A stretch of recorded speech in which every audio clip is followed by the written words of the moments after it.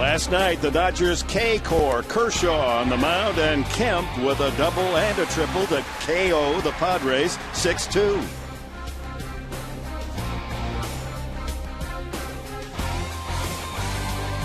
Tonight, Matt Latos on the mound for the Padres. Latos a 1-0 loss to the Dodgers in his last start in L.A. So sit back, have a ball. The Petco Park action is free for the taking.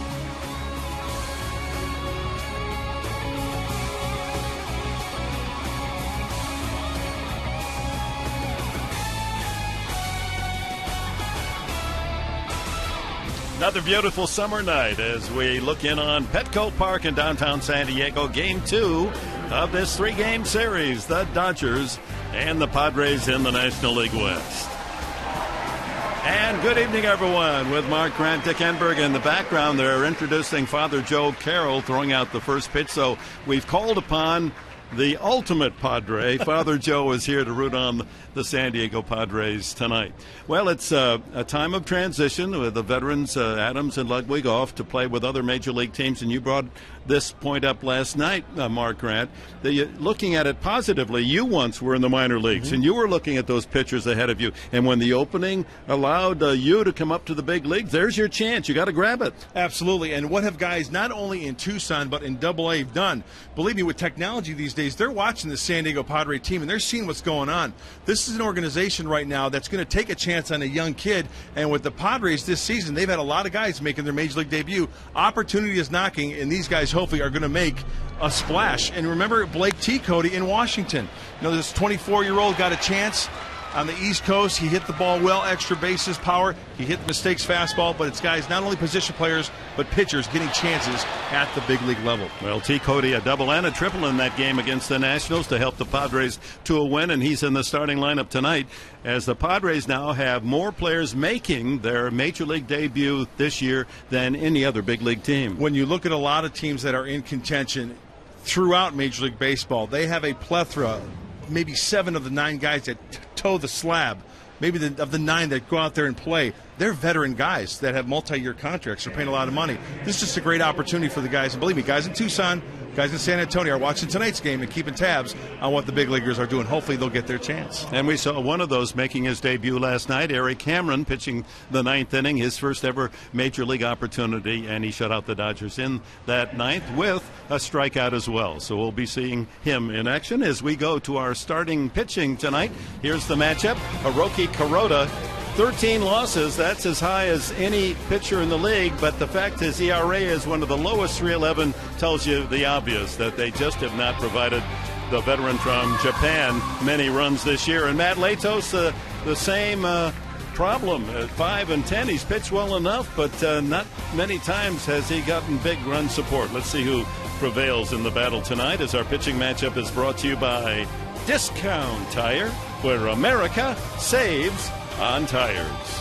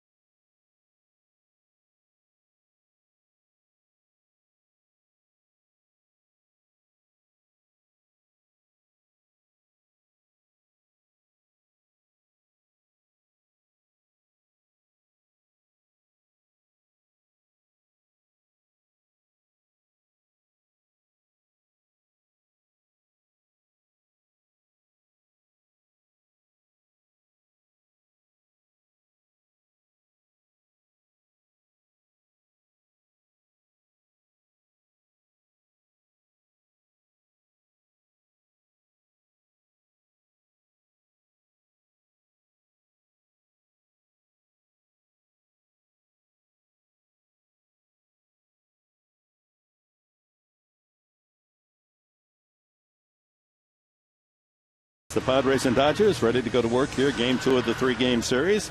On the mound, 23-year-old right-hander Matt Latos. And his starting pitching profile brought to you by your San Diego County Cadillac dealer. Stop in for an attractive lease or purchase offer. Latos, his last 9 starts, troubled times, 1 win and 4 defeats. His last outing against the Dodgers, he pitched very well. 2-hitter through 7 innings. But the Dodgers got him for a run in the 8th inning, and he lost that tough one, 1-0. No wins in July for Latos. His last victory was against Kansas City back on June 27th. So he's eager to get in that win column. And the Padres need a stopper tonight in Matt Latos. Let's see if he can make short work of these Dodgers, take him deep into the ball game. Last time out against Arizona, only 5 1/3. Scattered 4 hits, 3 runs, well, 101 pitch effort. And Matt can't let the calls or let a hit get to him. Think pitch by pitch against these Dodgers. D. Gordon, the young shortstop, leads it off, and we're underway. Outside ball 1. Plate umpire tonight is Bill Miller with Conroy at first, Cuzzy at second, and Hallion at third. Gordon showing excellent speed as we got our first look at him last night.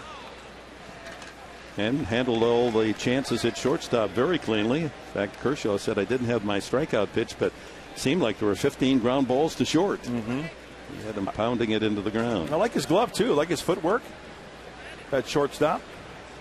Went 1 for 5, an infield hit last night.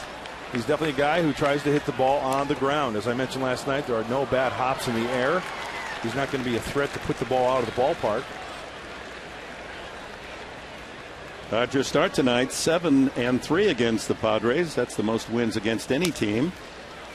Ground ball, and that's going to be very tough, and they don't get him.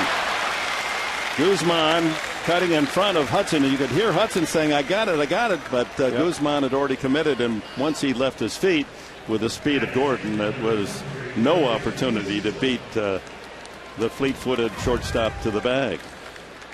First basemen need to know their territory and know their limitations. And when you look at Guzman, you're absolutely right, Dick. 1, 2, 3, 4 or 5 choppy steps. And when you look at Orlando Hudson behind him, he was squared up, ready to make the play. It's just a matter of getting used to the territory around there. It looked like the ball may have hit Gordon in the foot, so he stays at first base, and a nice job by Johnson backing up, doing his duty.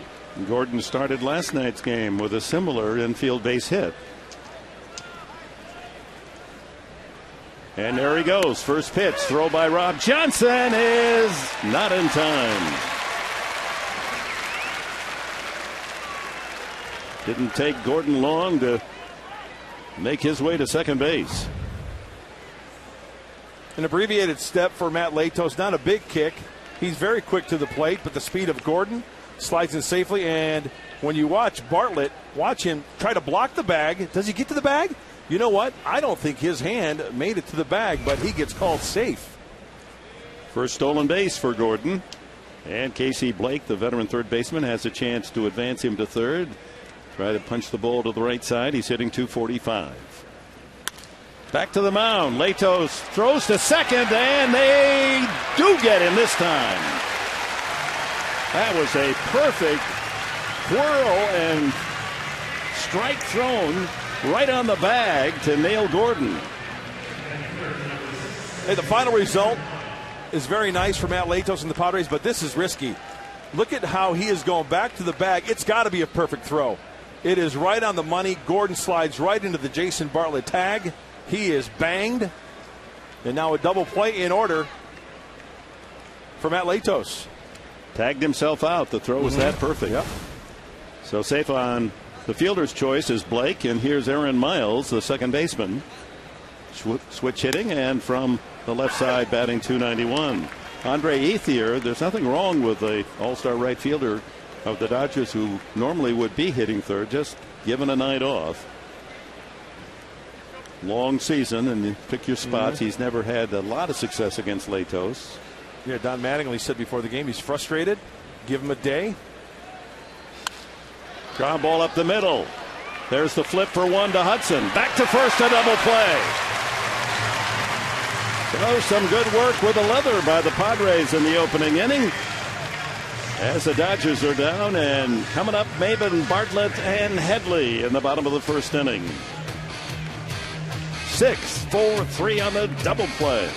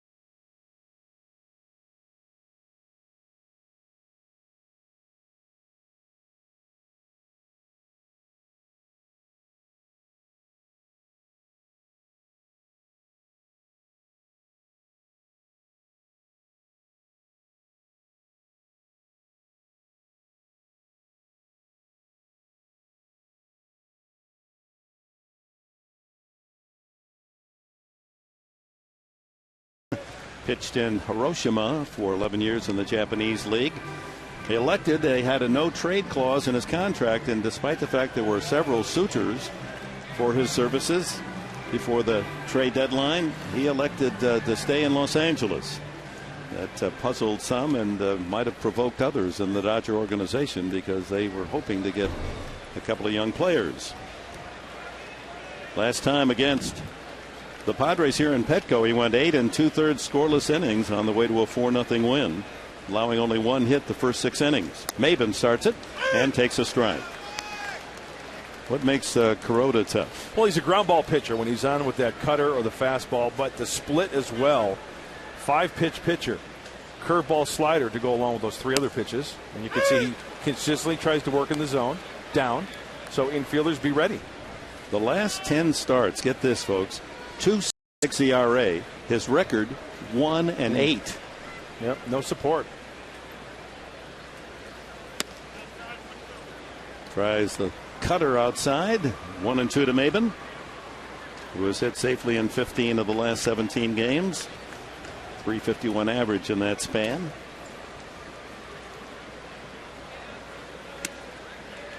Two and two. Kuroda grew up in a baseball family. His father was a professional in Nankai.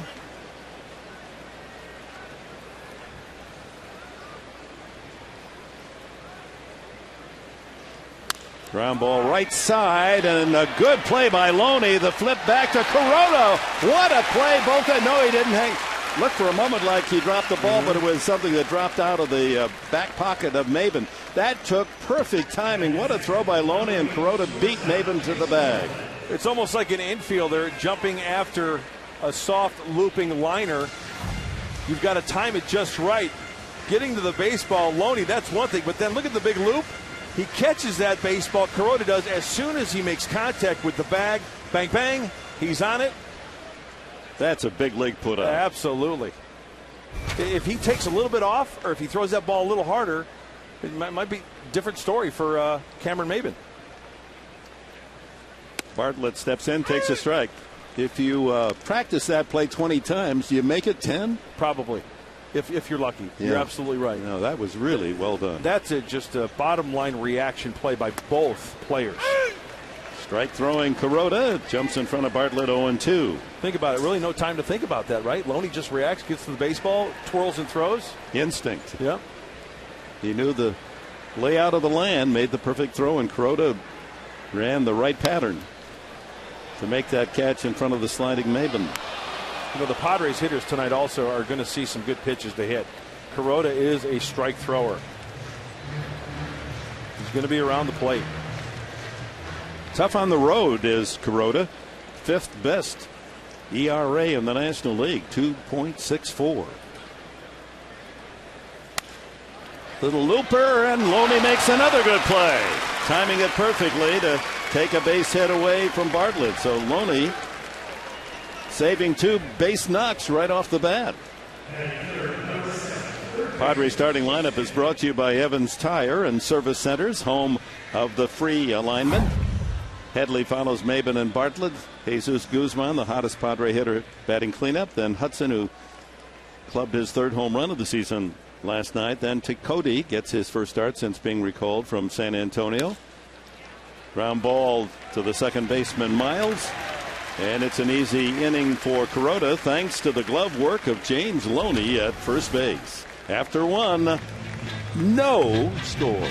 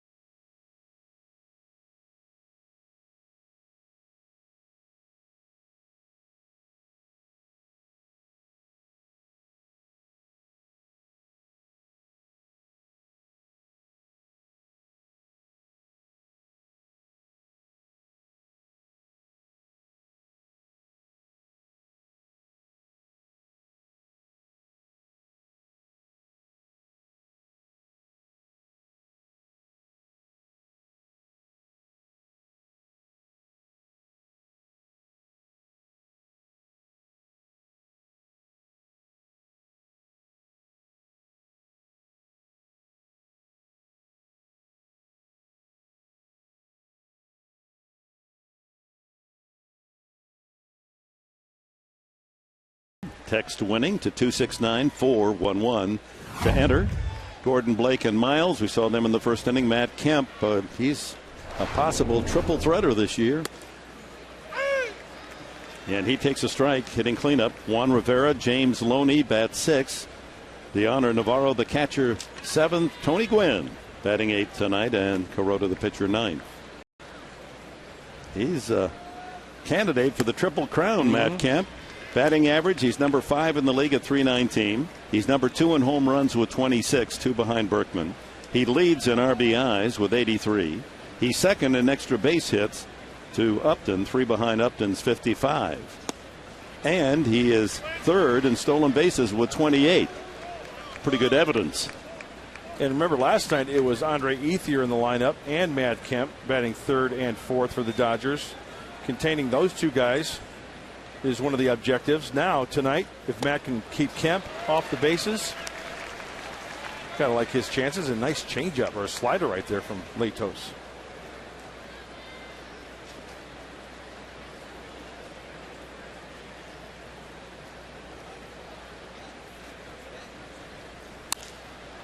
Out of the play.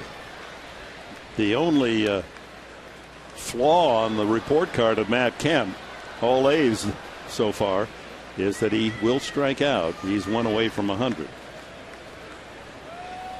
Yeah, that's one of those categories to where if a guy is going to punch out, you'll sacrifice that for the 300 average, plus 20 home runs, driving in, 85 to 90. And here we are at start of August, almost 2 full months of play left, and he's only 17 RBIs away from 100. Been a torrid start for him. Soft ground ball to the left of Bartlett. Quick throw in time and barely so. Kemp on top of everything else. Good base runner. Look at the Padre defense. Headley and Bartlett, Hudson and Guzman around the horn with blanks in left, Maben in center, Cody in right. Rob Johnson behind the plate and Matt Latos on the mound. Stepping in is Juan Rivera, acquired from the Toronto Blue Jays, where he was hitting .243 with a half dozen home runs. Done a good job in his 14, the .306 average, 14 games he's played in the Dodger uniform. Hitting safely 11 of the 14. Last night he had a single and a sacrifice fly and scored a run. Well, this looks like the first matchup between these two players, Latos Rivera. So I would have to say advantage Latos if he can stick to his strengths. 2-0 to Rivera.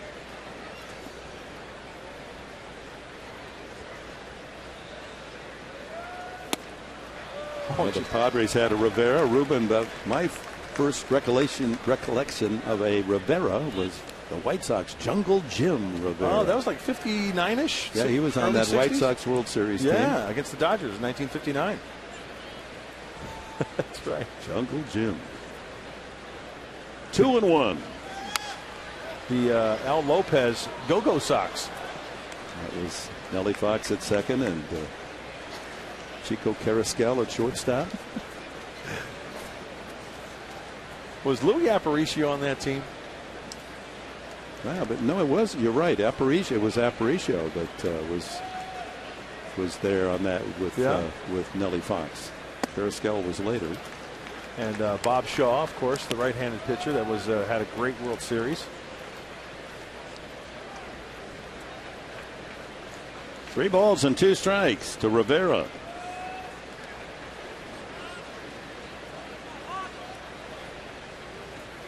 Nice. Struck him out. High fastball at 96 miles an hour. That tells you something. Matt Latos works a 3-2 count, and he challenges him with the good old number, give him the heater. And just on the upper left-hand corner of the Happy Star, Carl's Jr. pitch track. Brings up the left-handed hitting first baseman James Loney, who's already had an impact in this game tonight with those 2 sparkling defensive gems in the Padre first. Loney is not hit well against the Padres this year. 32 at bats, 3 singles.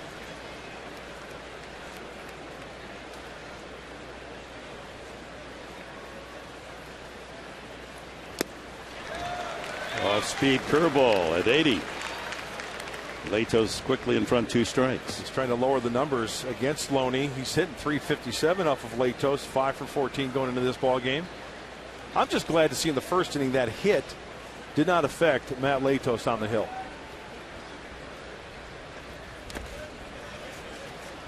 Dumps the slider in the dirt. 1-2. Well, the Dodgers start tonight 11.5 behind first place San Francisco. The Giants and D-backs go at it up north. Struck him out. Slider in under his hand. So Latos gets both Rivera and Loney on strikes in a 1-2-3 Dodgers second inning.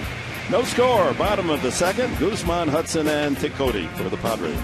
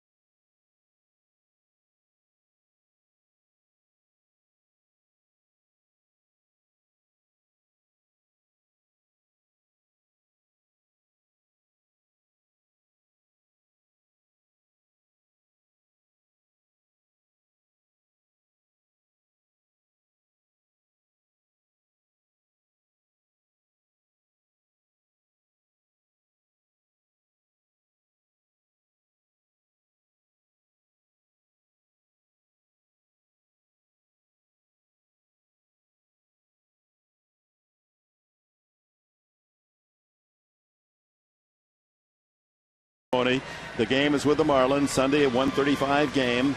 And before the game, the entire retirement ceremony to honor the great relief pitcher of the San Diego Padres, certainly on his way to the Hall of Fame.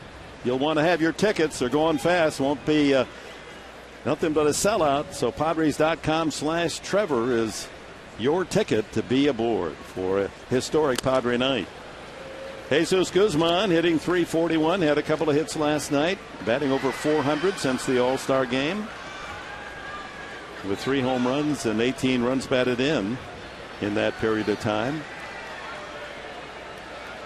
We saw last night Kershaw giving up a single and a double fastballs, and then after that he didn't see another fastball, and Kuroda opens with some breaking pitches here as well. Kershaw, his night was short and long. A 9-inning complete game, his 4th of the season. So that's a pretty good feeling right there. Getting a W, then putting the running shoes on and wearing the hoodie and watching a big league ball game. Looks like some of the fans here are trying to work some wizardry. Looks like a hat from Disneyland and the guy in the sombrero. It's good to see the boy. And then the little buckaroo right there, a little buccaneer on the left. A little pirate magic. Outside corner, 2-2 to Guzman.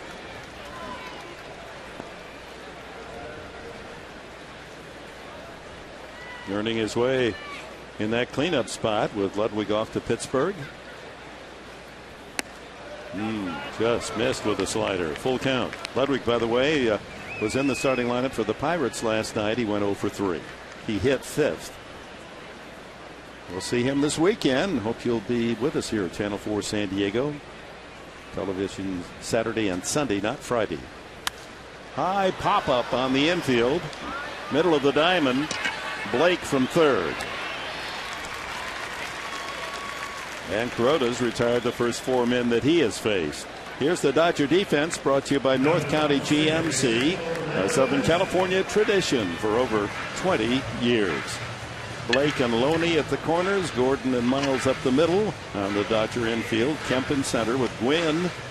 8 outfield assists for Anthony, and Rivera and right. Navarro the catcher, Kuroda the pitcher.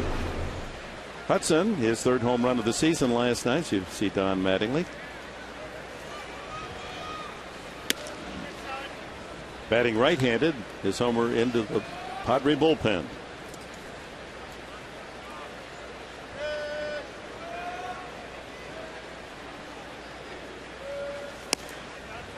Outside, 2-0. Well, Anthony Rizzo, the 21-year-old first baseman down at Tucson, named the Pacific Coast League Player of the Week. All he did was hit .536 with 5 doubles and 5 home runs. Line drive to left, and Gwynn is right there. 2 away. These are the numbers that earned Rizzo the Pacific Coast League Player of the Week award. I think that's the 3rd time that he has been selected. 5 home runs, 17 runs batted in for the week. Now, if only that can be transposed to the San Diego Padres, and we indeed will have something special. And I'm not taking anything away from the numbers of Anthony Rizzo, because the numbers speak for themselves. But you're right, Dick.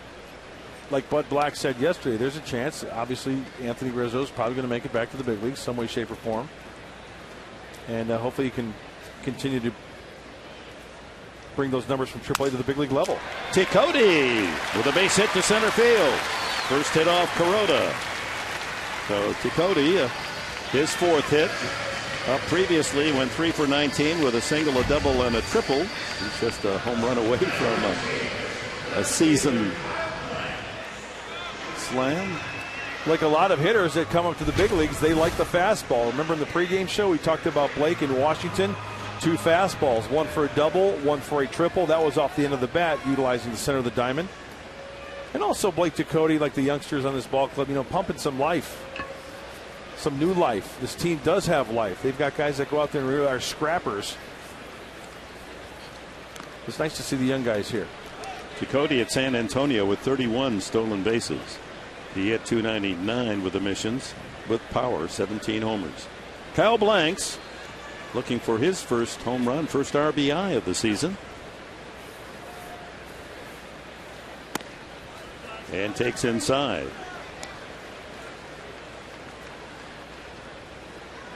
Long chat with Hall of Fame broadcaster of the Dodgers, Vin Scully, before the game. He said in his 50-some years of calling, I guess it's 60 years now, in Major League Baseball, that may be the biggest position player he's ever seen. Wow.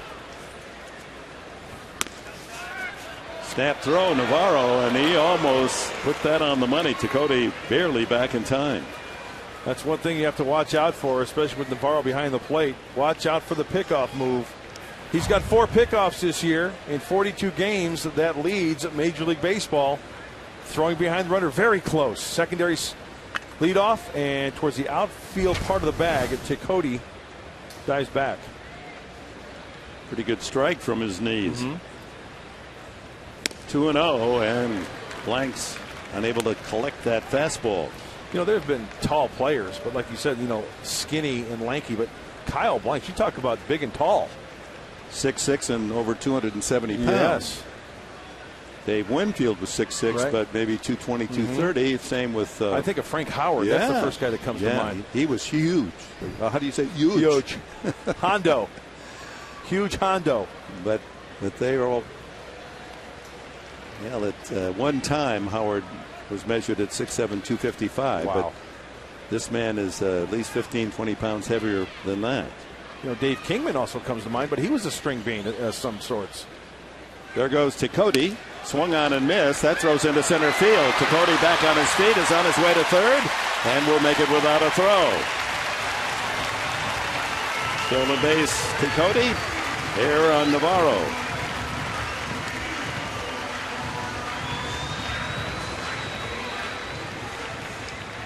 That's his first major league stolen base. Decent jump from Blake, and let's check out.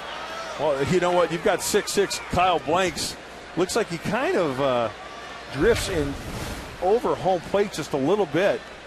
Bill Miller, the home plate umpire, does not signal anything. No argument from the Dodger dugout or Navarro.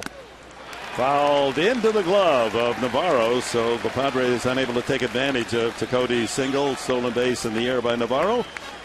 As Tecote left at third, no score to the third.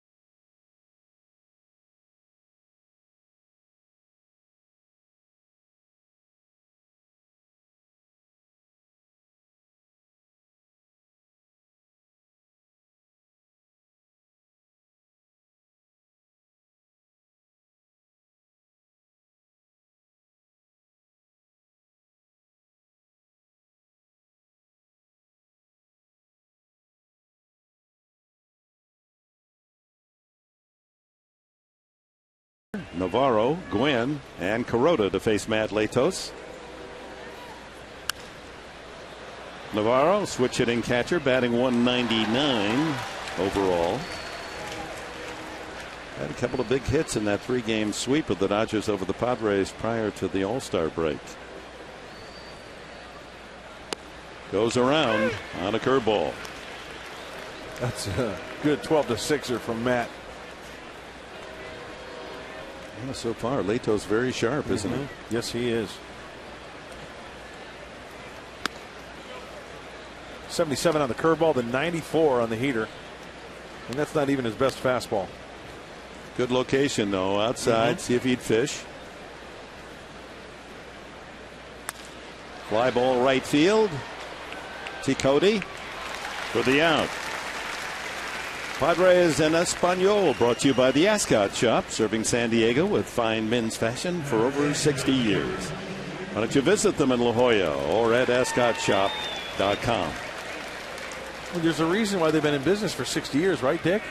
Yeah, it's been a family business. That's right. It's quality, customer service. That's what it's all about. It's nice that family businesses still exist. Exactly. So much with the big malls and all. It's tough to keep those smaller businesses alive. But if you have quality and service, you make the cut. Tony Gwynn. Got to be pleased with that average, 262. After he struggled as a Padre last year. His RBIs match his stolen bases, 15.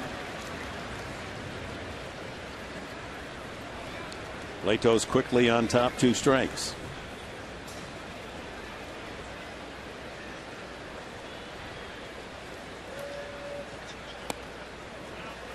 Doesn't offer at the curveball. Well, all around baseball, you look at the retired numbers, and of course you see the 42 for Jackie Robinson. This day in history involves the great Brooklyn star as Gwynn goes down swinging. 3rd strikeout for Latos. On this day, 1981, the U.S. Postal Department honored Jackie Robinson, the first baseball player depicted on a U.S. postage stamp. Jackie, a great star at UCLA. In fact, a 4 sports star, baseball being his weakest. Kuroda, half swing, strike 1. 42. There are numbers that are so famous, you just see them, you think of an individual. That's certainly going to be the case for anyone who knows anything about baseball. You say 42. Yeah. Who else? And I always mention about, I wish there was a time machine where I could jump in and go back and watch the great Jackie Robinson play. Kuroda stays alive. The count remains 2 strikes. That was just a privilege to be able to meet him and spend a memorable automobile ride from LA International Airport to the Channel 5 studios when he was a guest on Sports Challenge. Got him. 4 strikeouts for Latos as he goes through the Dodger order. Gave up an infield hit, but he's faced the minimum 9 batters. Bottom of the 3rd, it'll be Johnson, Latos, and Maben for San Diego.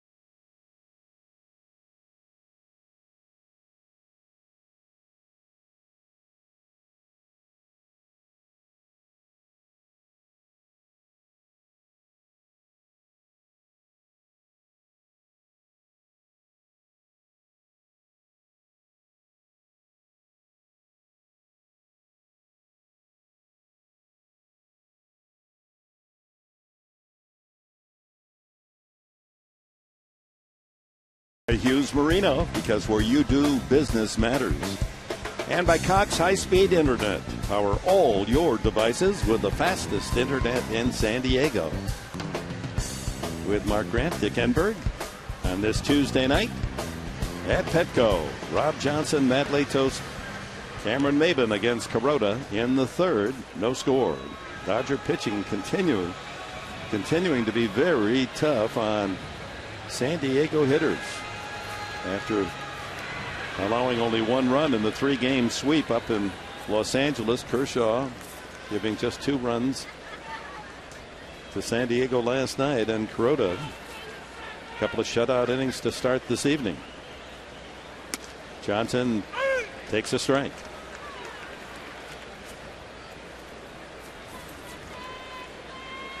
Sure, Rob Johnson, after looking back at Bill Miller, is probably saying, okay, that's fine, just so my guy gets that pitch. 1-1.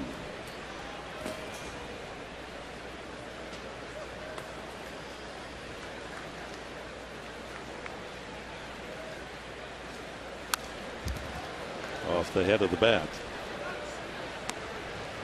Now the Dodgers received some bad news today. That good-looking right-hander Ruby De La Rosa, with 100-mile-an-hour fastball.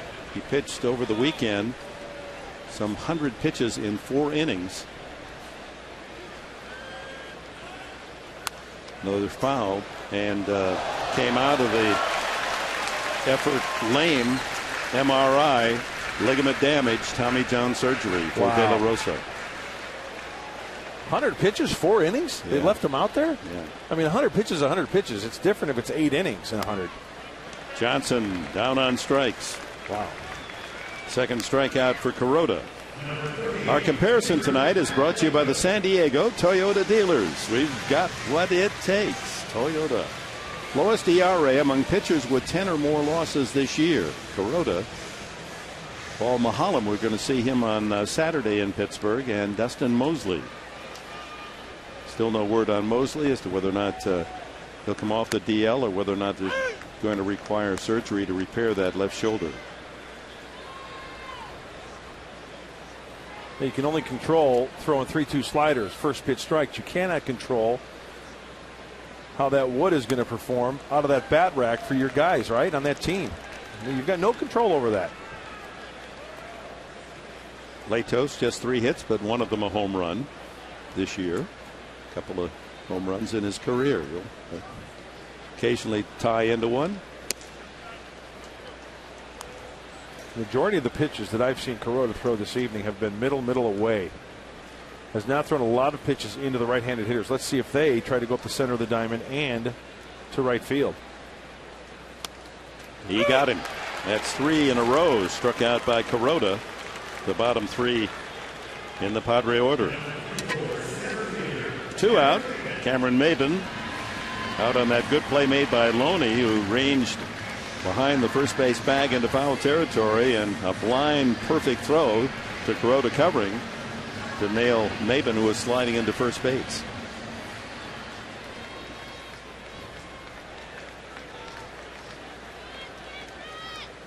That really was a delicious play. We'll share it with you again after a foul ball if we have some time here.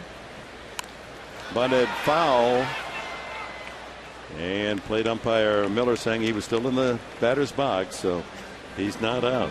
Doing more on defense is brought to you by the Home Depot. More saving, more doing. That's the power of the Home Depot. There it is. That's just the articulation of the throw, the catch, the arrival of Kuroda. That has Major League written all over it. All around, the timing was perfect. Knowing the full time, Loney, that the fastest Padre runner was scampering up the line. Ground ball sharply at Blake. He's got it. And the inning's over. Kuroda retiring the side in order again. After 3 here at Petco. No runs, a hit for each side.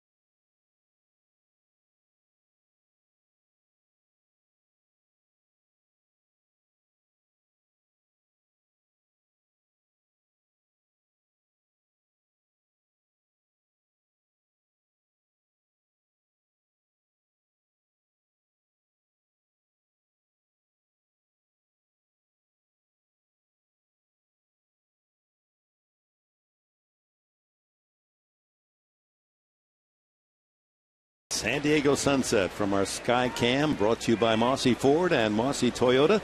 Visit us in Pacific Beach or online at Mossy.com. Bunt, and there's Gordon beating it out. He's got 3 hits in the series, all infield hits. That was well placed. Headley had just a slim chance with Gordon sprinting up the line.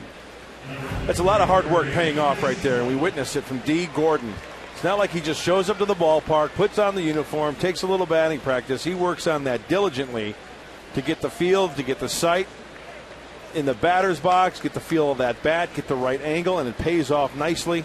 Good play by Guzman to keep that out of the Dodger bullpen. Well, he stole on the very first pitch after the infield hit in the first inning.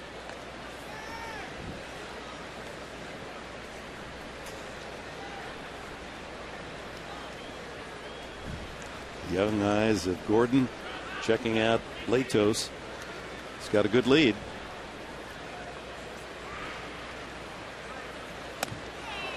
Casey Blake hit a ball back to the mound with Gordon at second base. He had stolen second after his infield hit in the first inning, and Latos made a bold play, whirling and throwing back to second, and just did get Gordon sliding back head first. You make a good point, because that was a risky play, because if that throw is offline, it's first and second, nobody out. Luckily, the Padres got an out, and it was the lead runner.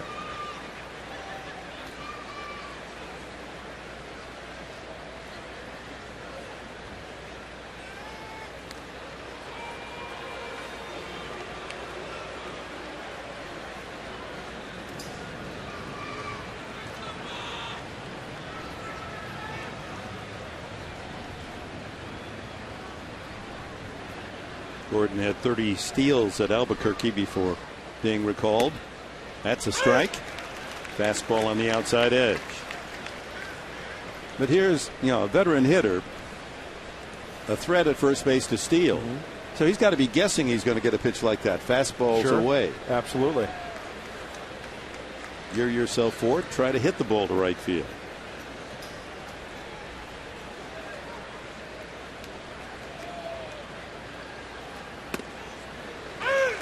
Oh, pulling the string nicely. Slider. Yep.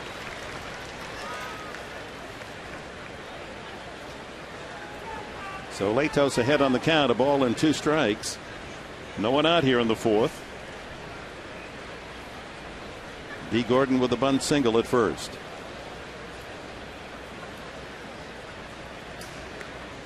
Final game of the series, folks. Tomorrow night it'll be Tim Stauffer for the Padres against veteran Ted Lilly. 6:30 for our Honda Dealers pregame show here on Channel 4 San Diego. Then off on a 10-game road trip. There, fakes going. Ground ball softly to second. Gordon will easily advance. Hudson throws out Blake. 1 away. So Miles and Kemp will have a chance to drive in the first run of the game for Los Angeles. Good pitch by Matt Latos, taking the sting out of the bat of Casey Blake. That was not a good swing. It was a great breaking ball down and out of the strike zone. There's this new hairstyle. Which one? Well, it's a mohawk, but not really a mohawk. Yeah. A mohawk you have to have shaved on the sides, and then the strip of hair down the middle. A lot of guys are doing that these days. But now, like Latos, it's a faux hawk. Oh, I got you. A fake mohawk. All right. Oh, he got crossed up big time. Good job of keeping the ball in front of him. Wow. Don't do that to me. Look at this. He's anticipating breaking ball. Hit him right in the chest protector. Thank Didn't goodness. even get a glove on it. Thank goodness he. You get a 95-mile-an-hour fastball when you're anticipating a breaking ball. Good luck. He's lucky he didn't get a hand in there and break a finger, break a wrist. It looked like it deflected off his glove and then hit him right in the chest protector, which probably could have been the best thing to happen to Rob Johnson. So Gordon stays at second base with 1 out. Miles grounded into a 6-4-3 double play his first time.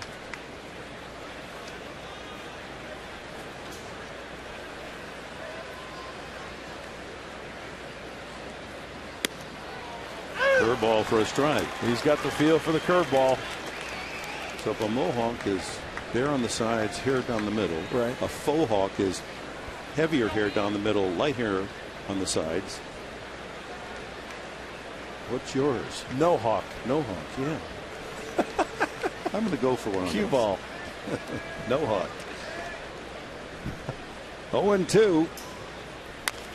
Chop by the mound. That's going to be tough. No, Lato's able to make the play. Flip quickly to Guzman as Gordon sprints over to third base. Good play by Latos. If that ball gets by him, it's going to be tough to throw out Miles. It looked like Guzman also was going for that baseball. He had to retreat quickly back to first base. Look at Guzman. He's going for it, and then all of a sudden he's got to get back to the bag, and Matt Latos tosses kind of a changeup there. A little airtime and just gets Miles. I thought Latos was going to take it to the bag himself. So 2 out. See, Guzman has that faux hawk. Yeah, even the training staff kind of getting into it. Phil Kerr has a faux hawk. So Matt Kemp, very dangerous. Double and a triple last night, adding to his league-leading RBI count of 83. And there's another 84 as he doesn't waste any time. Whistles a sharp single to left. And the Dodgers lead 1-0.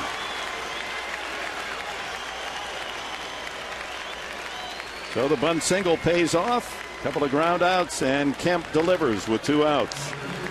That first pitch from Matt seemed to be a show-me breaking ball, but catches too much of the plate. And when a guy is swinging the bat extremely well like Matt Kemp, can't throw him a pitch like that. Matt knows that. It was just in a bad location. That was a slow breaking ball right down the middle, trying to get ahead.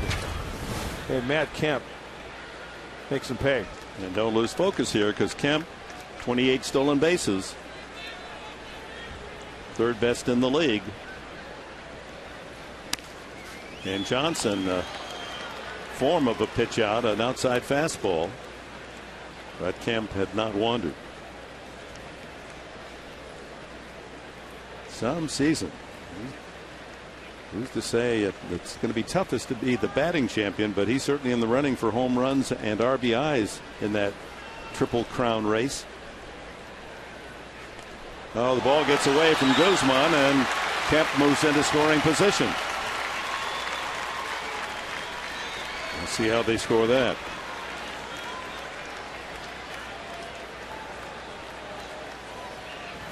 Well, let's take a look at the throw from Matt Latos.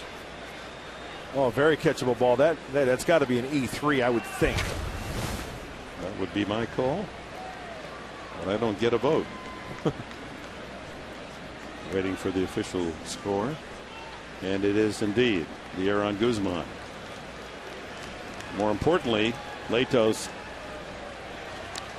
able to get Juan Rivera and escape this inning with only 1 run scoring. Rivera struck out his first time.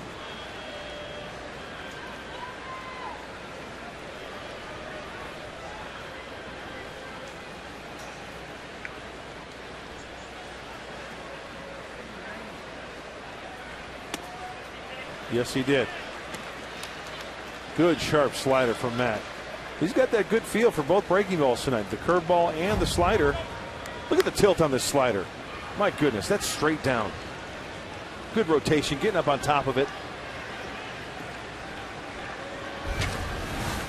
At 6'6", Latos has that good downhill plane. Yep.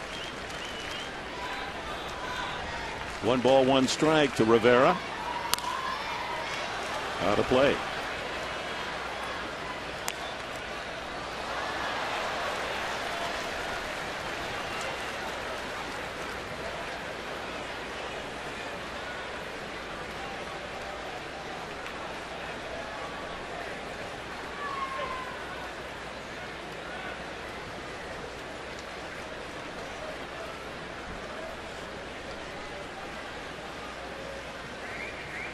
Kemp away from second, 2 out. And the 1-2 pitch. Again, fouled away. Trying to off-speed him. Got to be careful, though. Don't leave one up in the zone. Just like the ball to Matt Kemp. Remember, first pitch. Off-speed. He'll speed up his bat. Down and away is fine, because he will chase.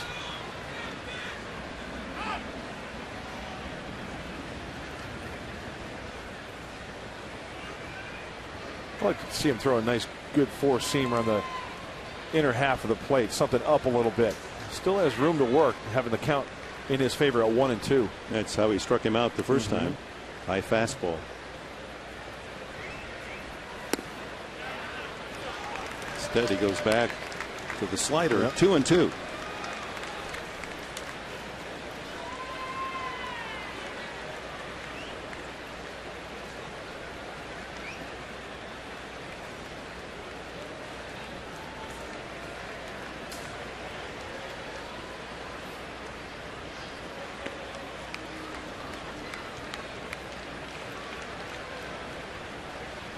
So in the inning, D. Gordon led off with a perfect bunt single. Ground outs by Blake and Miles. Gordon moved to third, and with two away, Kemp singled in the run, singled to left field. And he's now at second base after the error by Guzman. Ooh, Johnson thought he had strike three. So did Latos.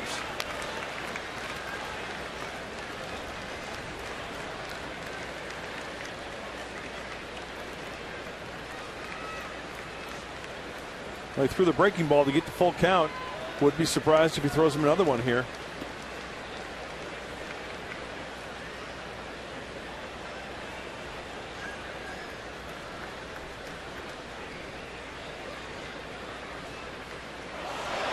Kemp picked off. So with two out, that is a mental error by Matt Kemp. Thrown out at third. There isn't much advantage to stealing third with two away, and that may have cost the Dodgers a chance to pick up a second run in the inning. But patience by Latos, and he's able to get the out at third.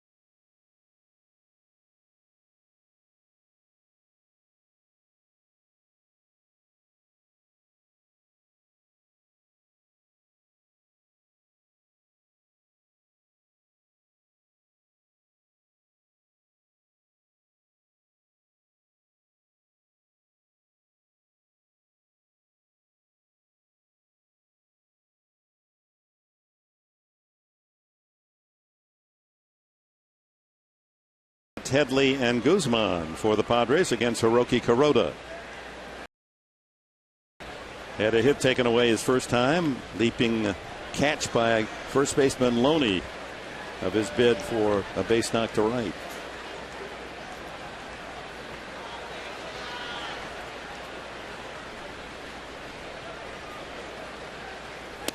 One and one. Well, we get a report. American League action, and sorry to report because Mike Adams' first effort as a Texas Ranger is not a good one. He gives up a home run to Brennan Bosch of the Tigers, and Detroit beats Texas 6-5. He allowed only 2 home runs all year with the Padres. In his first outing as a Ranger, gives up the game winner. And that was in the bottom of the 8th. Is that correct? That's correct. Yep. 1-2 on Bartlett. Over but low.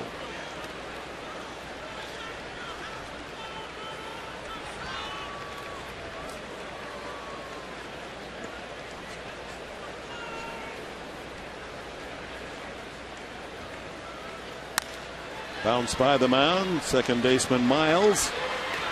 One away. We also have a report on one of the young pitchers that the Padres acquired in that Mike Adams trade to Texas. Robert Erlin tonight for San Antonio goes 6 innings of shutout ball, allowing 5 hits. As the Missions win again, 4-0. Yeah, that's one of the scouting reports. Remember, Jed Hoyer was talking about Erlin and Whelan both being strike throwers. Only 1 walk in 6 innings. Yeah. Headley grounded to second base, his first time.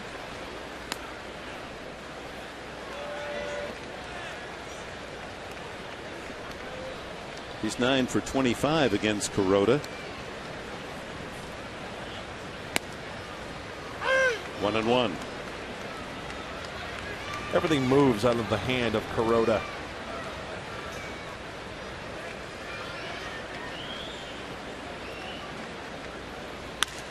Another ground ball to second. Miles to Loney. 2 away. Well, that brings us to our trivia question tonight, brought to you by AT&T Wireless. Our question: on this day in 1938, the Dodgers introduced a piece of game equipment never used before in a major league game. What was it? Think about that. Jockstrap. Protective cup. No? Wrong. We'll give you the answer. They were steel back in the day. I remember my dad had one. Steel? Yeah, they were made out of steel. That had to be comfortable on a 100-degree day in Chicago. And Tim Flannery had one from his uncle who played for the Pittsburgh Pirates. Handed it down to Timmy that he used during his playing days. Guzman, line drive, base hit to center. He continues to rack up base hits. A 2-out single for Guzman. Orlando Hudson, then the batter, line to left. Second hit off Kuroda. Using the center of the diamond nicely. Pulling the baseball on the breaking balls with some authority. Nice leg kick, hands back nicely. Pretty swing. And it's producing base hits.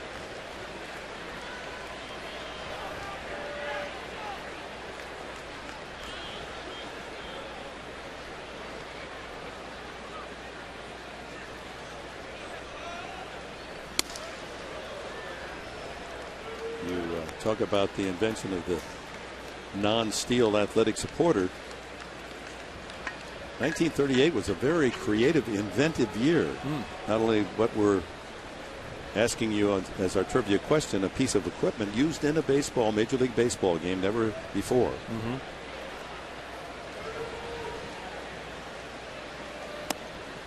That's on the inside corner, 0-2. But the first nylon toothbrush was introduced to the American public in 1938. Prior to that, I was going to say, what do they use? Hog bristles.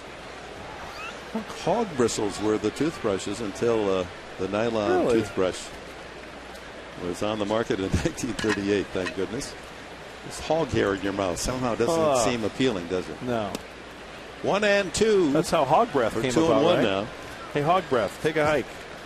Perhaps.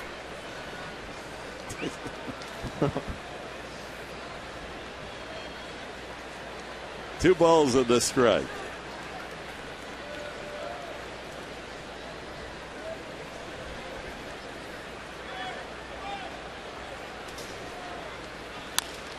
And another chance for Miles at second. He certainly has been busy. He gets all 3 outs here in the 4th. No runs, a hit. Guzman left at first. On to the 5th. 1-0 Dodgers.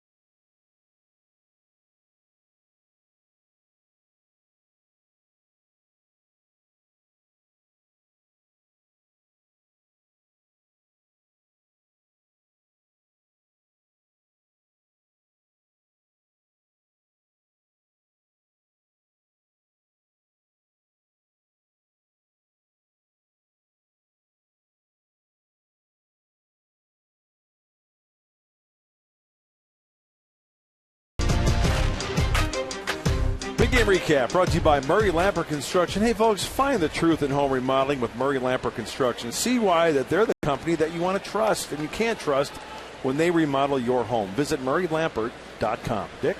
All right, Millhawk. Top of the fifth. Rivera was up when Kemp, straight off second, was thrown out by Latos at third base to end the fourth inning. Loney and Navarro to follow.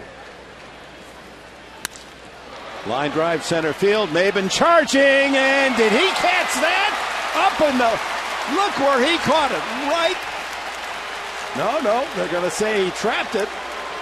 Second base umpire Phil Cuzzy was out there to get a good look at it. It sure looked as if on the first glance that Maben had made a spectacular catch right off the heel of the glove. Dick, I'm right there with you. I thought he grabbed it before it hit the ground. And the replay, will it tell us everything? No, he trapped it. Yeah, you can see the ball change direction. Yeah. Absolutely. No question. Good call. Good call by Phil Cuzzy. What an effort, though, by Maben to field the ball at the heel of the glove. Yep. Rivera with a single. Watch the ball change direction there. And thank goodness he had his glove at an angle to keep it in front of him and in his glove. The ball gets by him, it's trouble. And I think Maben not trying to slicker anyone. I think he thought he caught it. Yeah. Cleanly.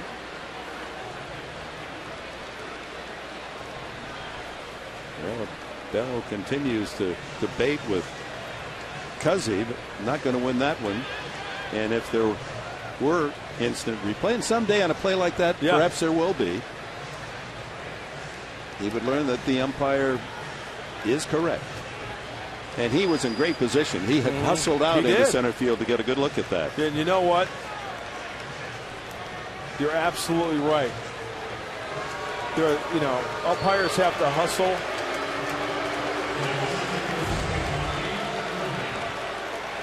Maben really did believe he had caught the ball.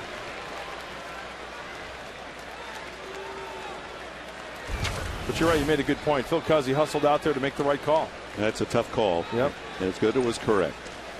So Loney up. He struck out the first time.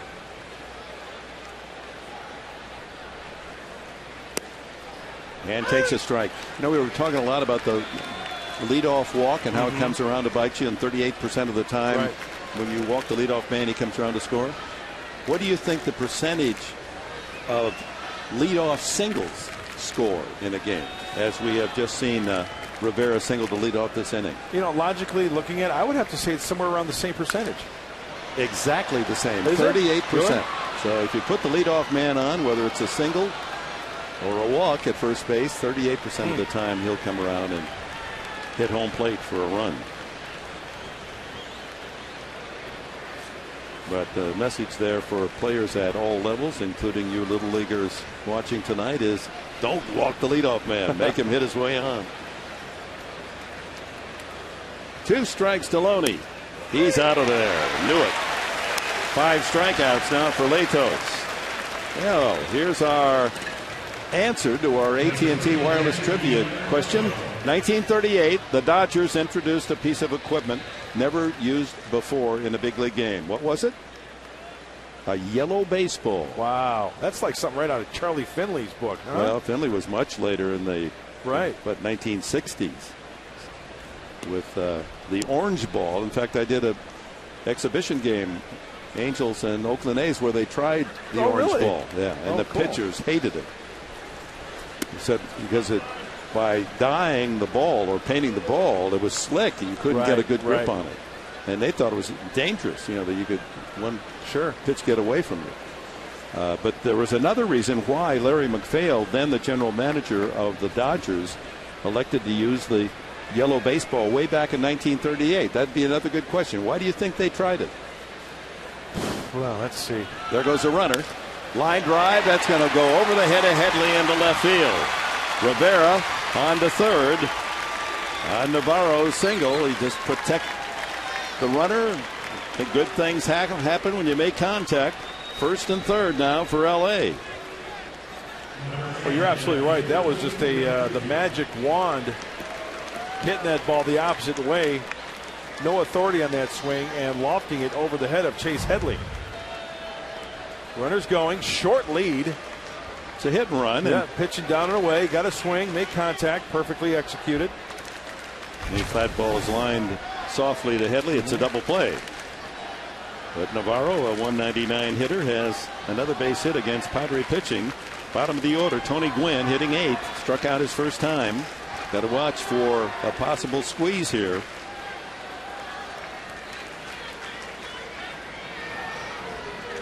Get back to your question about 1938, you said, right? I'm going to say that's when the advent of lights at a game came into play, and probably they wanted to incorporate different color baseballs because of the lights. That's exactly right. Ebbets Field in Brooklyn, the first to have night baseball, and bright lights or white baseball. If you well, let's change colors, it'll be tough to hit a ball at night.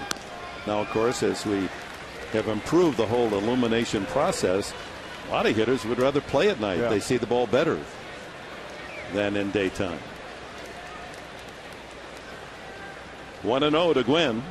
1 out. Runners at the corners for the Dodgers, trying to add to their 1-0 advantage.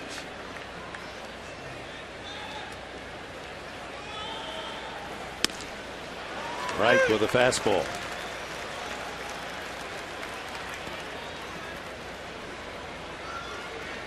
Checking with his third base coach, Tim Wallach. Rivera, he too, checking with that third base coach to see if the squeeze is on. 1-1.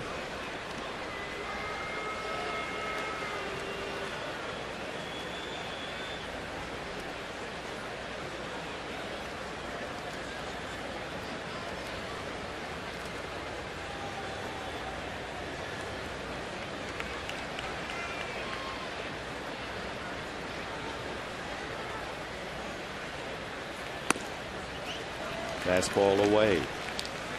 Well, if they're going to try it, this would be the pitch. 2-1. Latos doesn't want to go 3-1. Figure you're going to get a pretty good pitch here. I would guess. I mean, Matt's been throwing his breaking ball consistently. He's throwing good sliders. You might see a breaking ball here.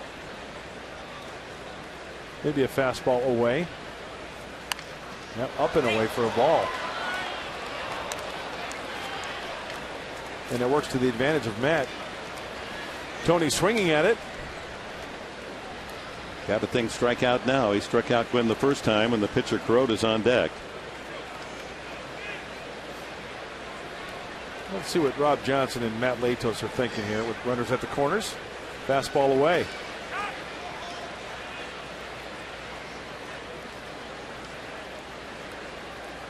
See if he sticks with the fastball. Fastball away. Get it down. Yep.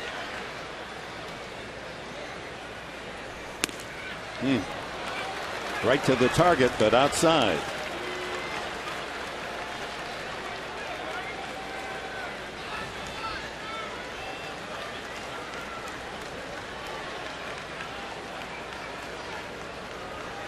I mean, that'd be a pretty good time for like a backdoor short breaking ball. That's where the left-handed hitters kind of give up on it a little bit and see if you can locate on that outside corner. Now he's sticking with the fastball away. Not a bad pitch. Ooh, they were coming. The play was in the works. Rivera was on his way. You know what? If Matt, as soon as he turned towards first base to look at that runner, if he spun quickly, he may have had him at third base.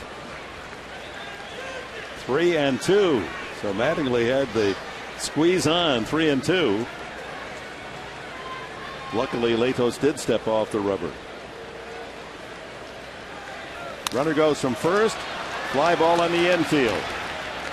Bartlett to the outfield grass for the out. A big out indeed. So 2 away. Runners stay at first and third, and the pitcher Kuroda comes up. Kuroda has 2 hits all season in 39 at bats, and he struck out the first time.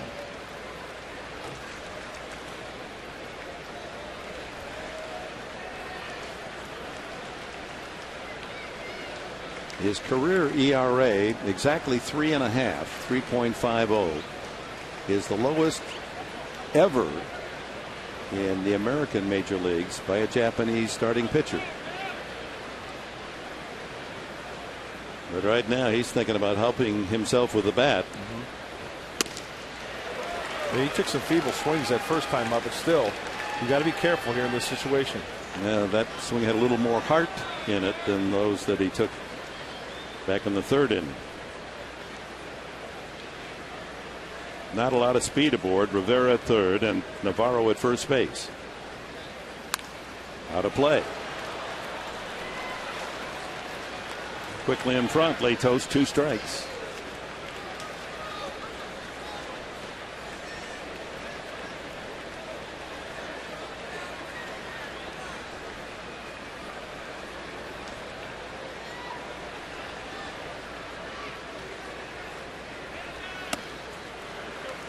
'96 way upstairs, wouldn't chase. And he's coachable because Rob Johnson was up and out of the crouch, giving him the high target. And that's exactly where Matt Latos threw it, up and out of the zone. Can't get hurt up there.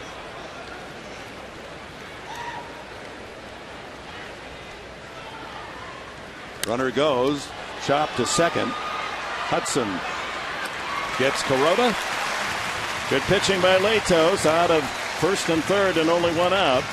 And we're at the halfway mark in this one. 4.5 in the book. Dodgers 1, Padres nothing.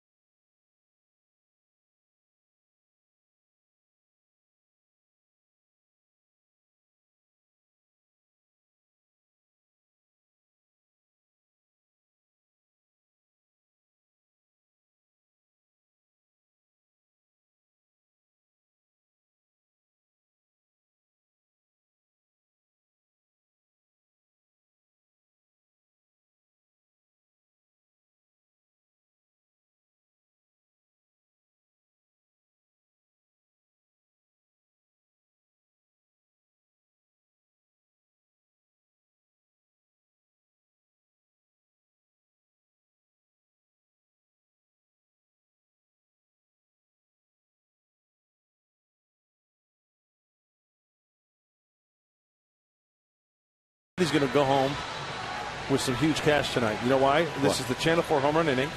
And you know the routine, folks. It's presented by our friends at Harrah's Rincon Casino. If a home run is hit this inning, text Homer, H-O-M-E-R, to 269-411. And if a grand slam is hit this inning, you are going to win $47,000. But if it's a home run, you text Homer to 269-411. Oh, so now how's that sound? The award is for just a home run as well. But a grand slam homer is the big payoff. That's the big kahuna, the big ball of wax, the whole ball of cheese. Ball of wax or a ball of cheese? Boy. Oh, I love. Oh, look at that. Come on, dude. You actually spent money on that? Oh. Inaugural member's impersonation. Awesome. That's some kind of nice. Oh, believe that. Thank you. I love the homemade signs, too.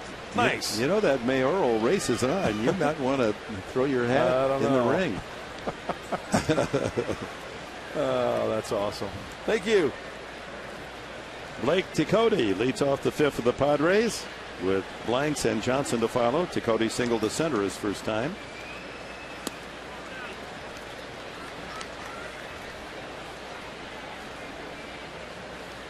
"24-year-old from the University of Miami. Line drive, right center field. Well, actually, that's a soft liner that's going to fall. Cody, 2 for 2. Off the bat, looked like that had some drive to it, but it just Diane Quayle out there in right center field. 2 times tonight, Blake has hit the baseball off the end of the bat, avoiding the sweet spot, and you know what? It has worked to his advantage. He singles up the center of the diamond in the second inning, and he pulls this one to shallow right center field. Nicely done. And 38% of the time, leadoff hit comes around and scores. I heard that. So hopefully the Padres and get a run home here. They trail 1-0. 2 for 2 for Tecody. Kyle Blank struck out his first time. And Tecody stole his first major league base after a single in the second inning.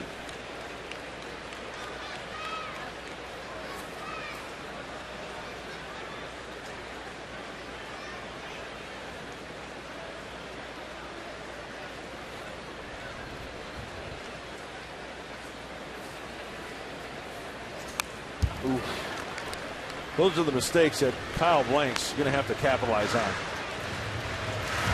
Let's take a look. You know, a fastball in Tucson, a fastball at San Antonio, middle in is the same as here, right? Kuroda has shown that he can pinpoint his pitches, split finger, slider, curveball, but a fastball is a fastball, and that's when that Kyle just missed.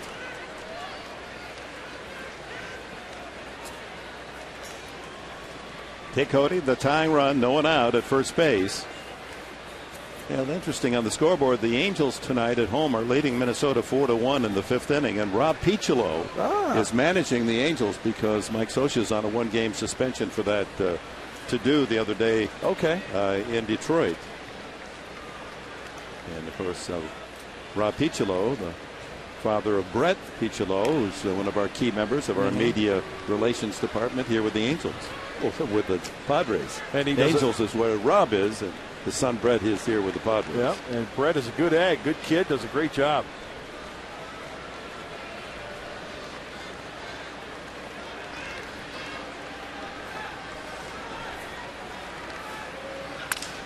Broken bat. And Blank's down on the count, 2 strikes. Will go for a new stick.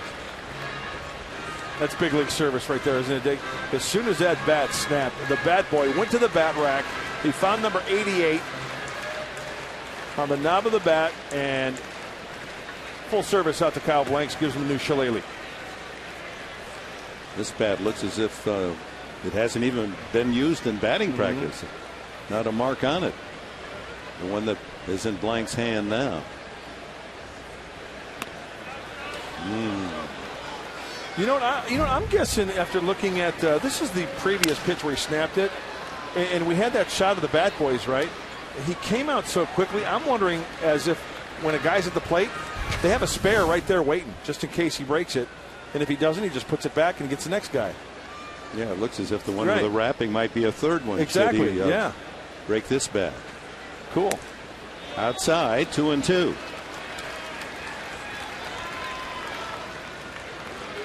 How many bats did you have as a hitting pitcher? We were allowed 1 box. You ordered a box of bats in spring training. The box being a dozen? Dozen bats. And you know what the amazing thing with my bats? They had the same shade in the early part of the year, at the end of the year, as they did early in the year. No marks. Runner goes, and a ground ball off the front foot. Blank, so Cody will come back to first. Nice shiny lacquered bats early, and nice shiny lacquered bats. Oh, come on. You used it in batting practice. You had to make contact in BP. Yeah. Or did you have a batting practice bat and a game bat? I just had one bat, whatever bat I could grab. Yeah. There's that's the broken one right there. Gosh, look at the tarantula that just grabbed that.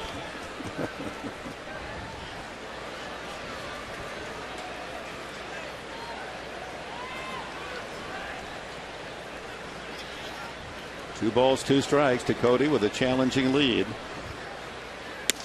Outside, good discipline. Blank's laying off that slider. Remember earlier I said Kuroda was consistently throwing fastballs away, sliders, split fingers away, but he has shown that he's throwing pitches to the big boy Kyle Blanks, getting him in his kitchen. Keeping him honest.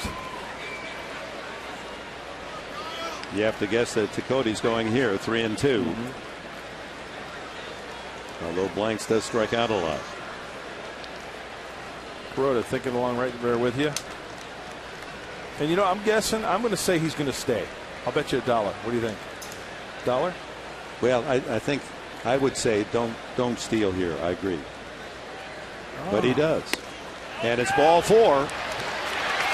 Doesn't matter. Blanks and walk. I owe you $1.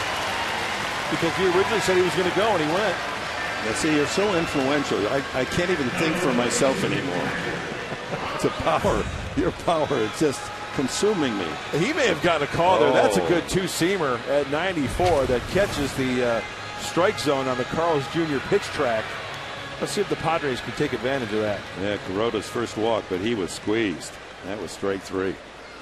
Picote would have stolen it. He would have been safe at second.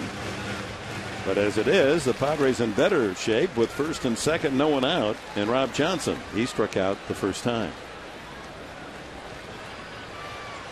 With Latos on deck. Breaking ball in there. Slider.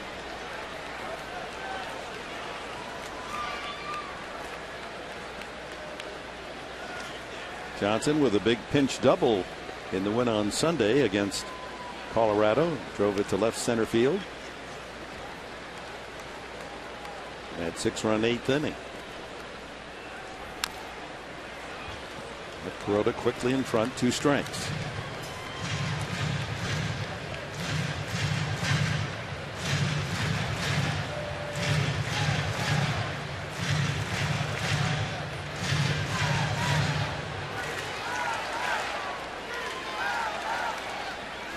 Well, a brief beat LA cry. Fans haven't forgotten the rivalry.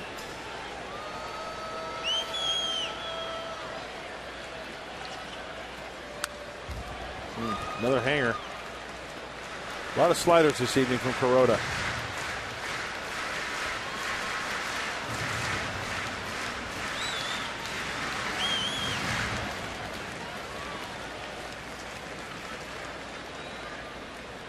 Six wins, 13 losses, yet he has the 11th best ERA in the National League.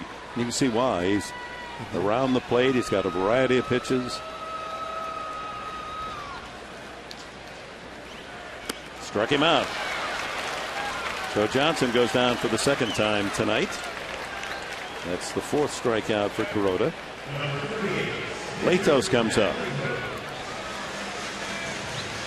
Imagine me have to help yourself here. Do they have him sacrificing? Absolutely. $1? Well, here's what, the Padres need some runs. So I'm saying I'm a gambler here. I'm going to show bunt. Okay. And get them thinking bunt all the way. Right. Miss the bunt. And then the next time, the Butcher Boy. I'm going to do, because you got Casey Blake, the third baseman, in on the grass.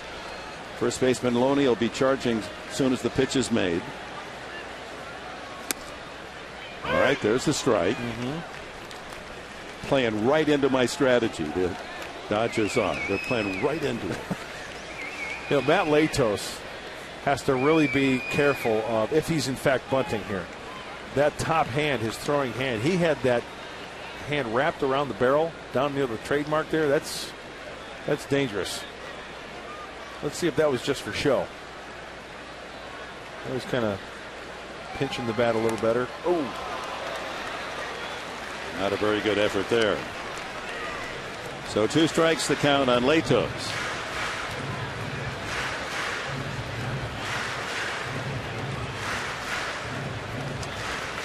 Well, you don't reward your pitcher for not bunting successfully by letting him swing 0-2. He's up there to bunt again. You probably see a breaking ball here. Tougher to bunt one of those sliders, a sharp slider.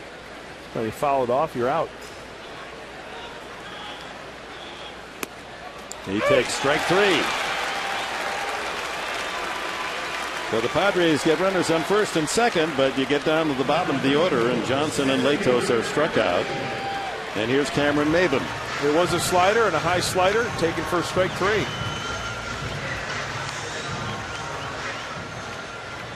So the bottom three in Bud Black's order: Blanks, Johnson, and Latos. 5 strikeouts. And the walk by Blanks, and he was struck out as well. Maben has grounded the first, the really outstanding play of the game made by Loney and the pitcher Kuroda, and he grounded the third. Outside and low, ball 1. 1-0 Dodgers. Padres for the first time have 2 base runners aboard in an inning against Kuroda.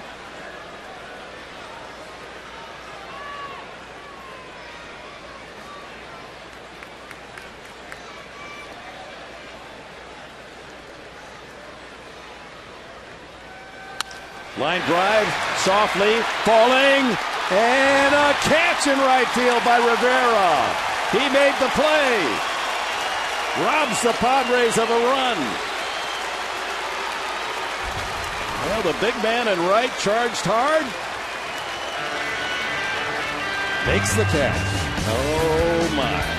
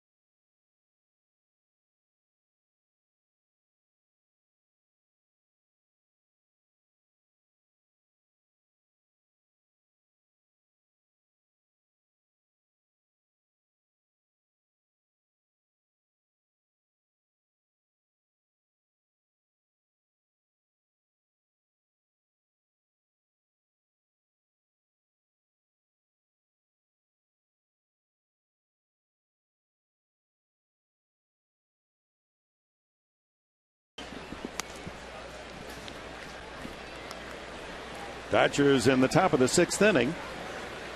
And it's D. Gordon. He's been key to this game. A couple of infield hits. A bunt single the last time, and that led to the Los Angeles run. Went to second on the ground out by Blake, to third on Miles' tapper back to the mound, and he scored on Kemp's single to left, and that's the offensive story. Gordon with 3 hits in the 2 games of this series, all infield, using that terrific speed of his. 3-0. And the fastball for a strike.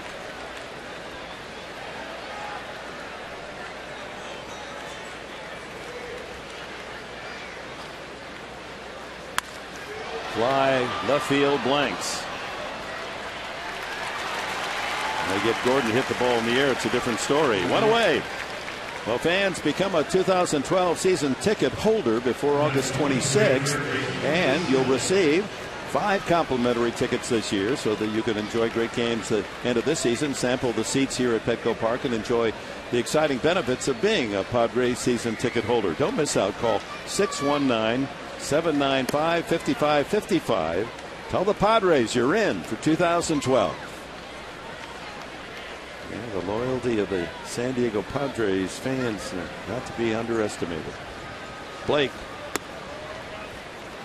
2-0. So Latos fell behind Gordon 3-0, able to pitch out of it, getting Gordon to fly to left, and now 2-0 to Blake with Aaron Miles on deck. Fastball count, and Blake is late on the fastball right down the middle. Matt still has the good giddy up on that fastball at 95, that last pitch. A run on 5 hits and an error for the Dodgers. No runs, 3 hits and an error for San Diego. Again, another fastball at 95. Boy, and if he can locate that with serious consistency, down and away to righties, up and into righties, throw it exactly where he wants to, man, it's going to be nice for Matt. Like that. Just a bit inside. That'll prevent a guy from diving a little bit, huh, on that outside corner. Well, maybe you go out there with a slider.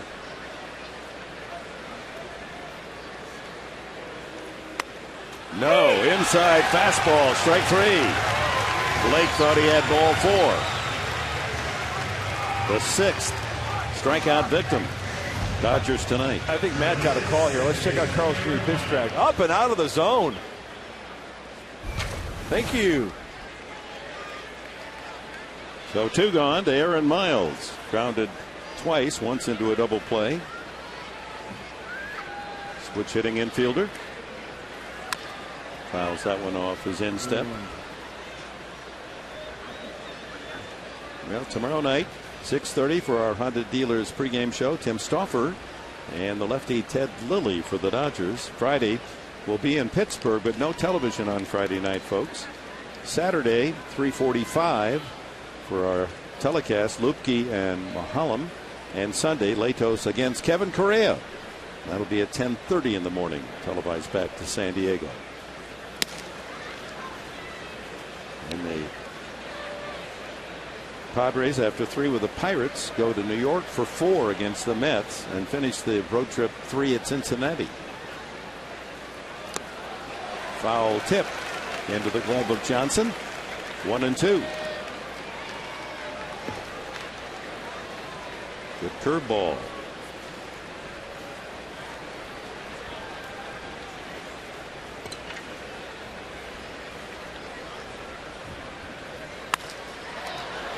Slap foul.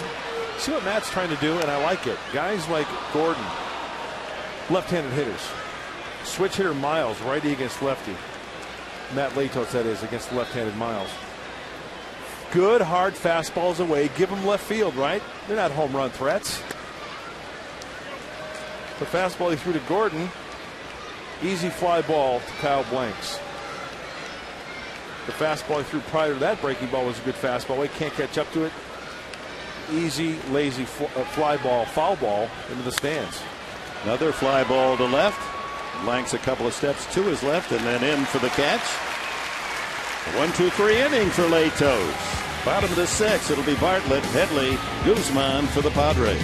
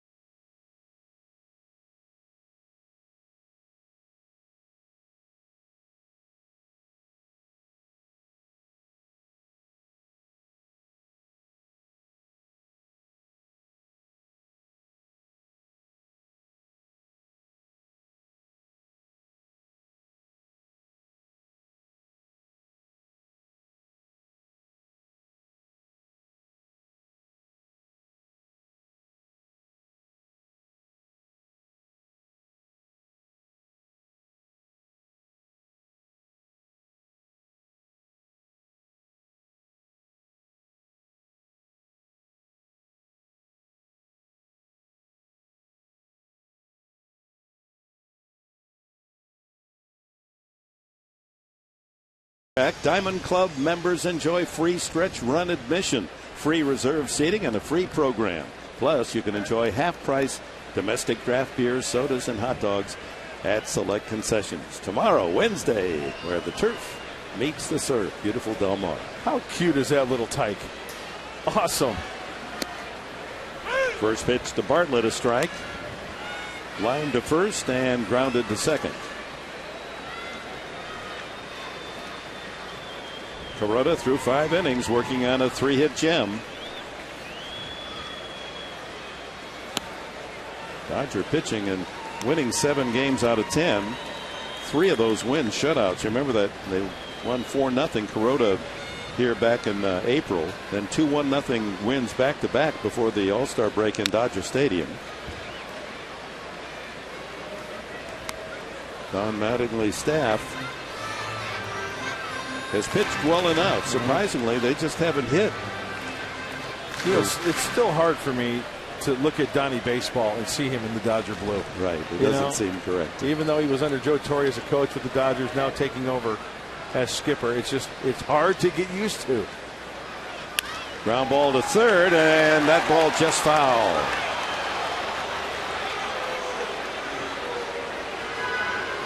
And Bartlett flirts with extra bases. Third base umpire Hallion all over it. I thought that ball went over the bag. Well, let's see. Because see how far it landed behind the bag? It was maybe a couple inches. So where it hit before the bag and where it landed after the bag, if you took a string, it'd probably go over the bag. Yeah. Surveyor's I'd like to do a show. I'd like to do a pregame show with Bob Scanlon on that. Do a little experiment. You know what I'm saying? Go out there and take a string and place it in fair territory where a ball would hit, and then put it behind the bag in foul territory and see if the string goes over the bag. Another foul. Little geometry. Right, exactly. I hope Scan's watching. Maybe he'll give you the thumbs down on that. I don't know. He's just looking for a little FaceTime on the pregame show. A ball, 2 strikes to Bartlett. Trying to get something cooking here in the 6th. Another foul. 75 pitches now for Kuroda.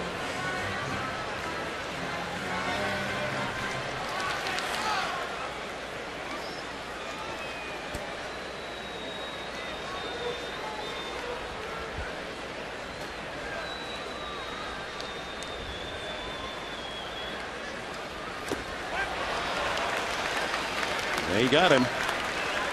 Well, Kuroda keeps mowing him down. That's his 6th strikeout, 3 in a row. Good breaking ball. 3 out of 4, rather. Once again, going to the slider.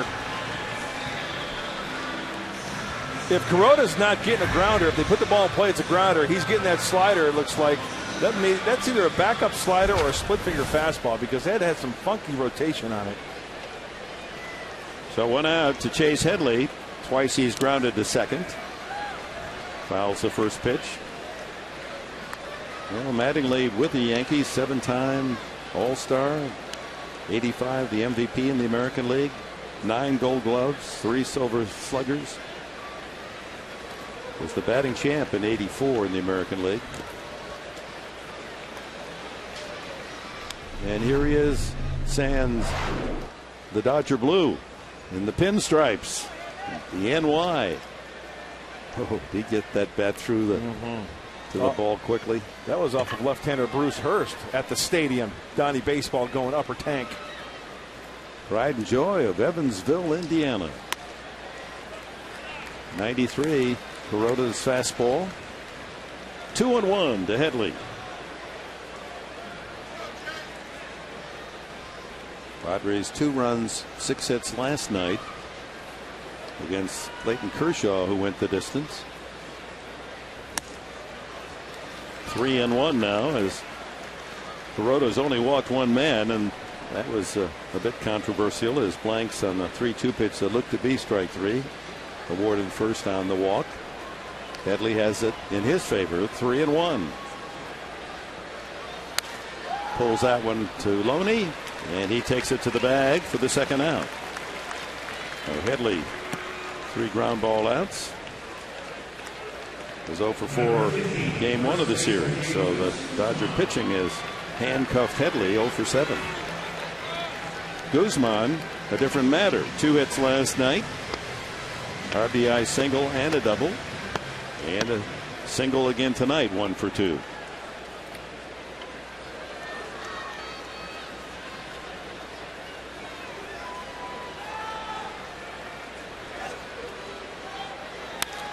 Pops him up. Second baseman Miles out on the grass. Kuroda showing no signs of weakening. 82 pitches for Kuroda. He gets the Padres 1-2-3 in the 6th. 1-0.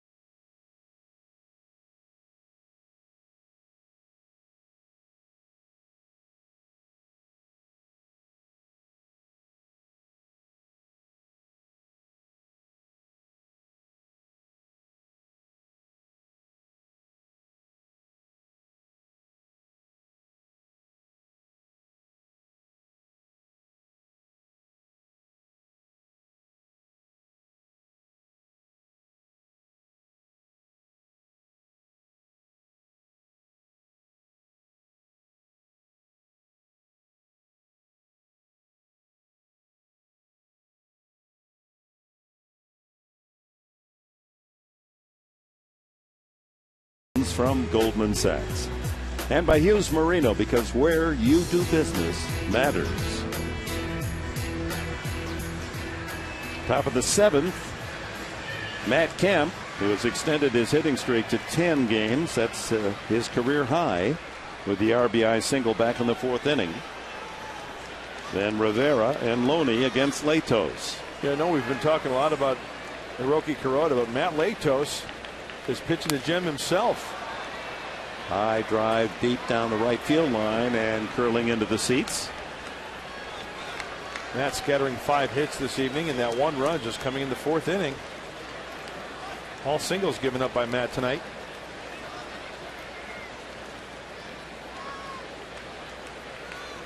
This is the 88th pitch of the night coming up from the right-hander.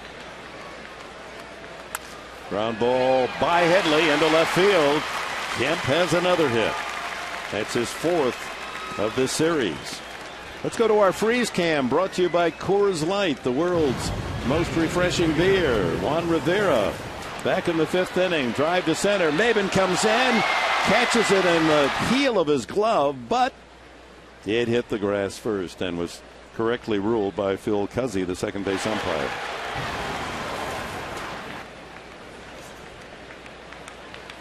And here is Rivera after striking out in the 2nd, his single in the 5th.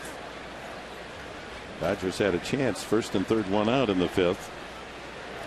But Latos got Gwynn to pop up and Kuroda to ground out to end the inning.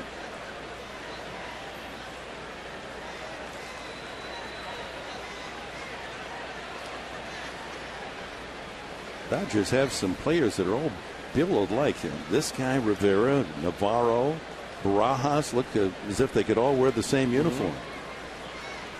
Husky guys, huh? Burley. Yeah, Burley's a good, yeah. Padres don't have a lot of burly guys. We got some tall ones. Tall drinks of water. Latos, Mosley. Lupke, yeah. Just off the edge. And it's 2-0 now to Rivera. Real Venable, and of course earlier we talked about Kyle Blanks.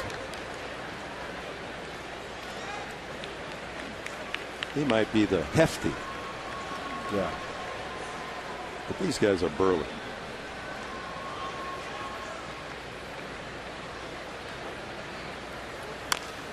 Foul. No, that's a fair ball. Johnson no play at second as Kemp, reacting quickly, was out of the blocks on his way to second base, and he's now in scoring position on the 2-3 putout. That's a good old ground out to the catcher there. So Loney and then Navarro a chance to add to the 1-0 lead. Way out in front of it. Rob Johnson checking the runner. Okay, he's gone off and running, so create a throwing lane in fair territory for the 2-3 putout. Josh Pence starting to get loose in the Padre bullpen. One of those 9 Padres that have made their major league debut in this season, more than any team in the big leagues. Line drive right at the second baseman, back to Bartlett, double play. Oh, Kemp makes it out on the bases for the second time tonight. Loney with a line drive double play, 4-6. Second double play tonight for the Padres, the 5th in the 2 games of this series.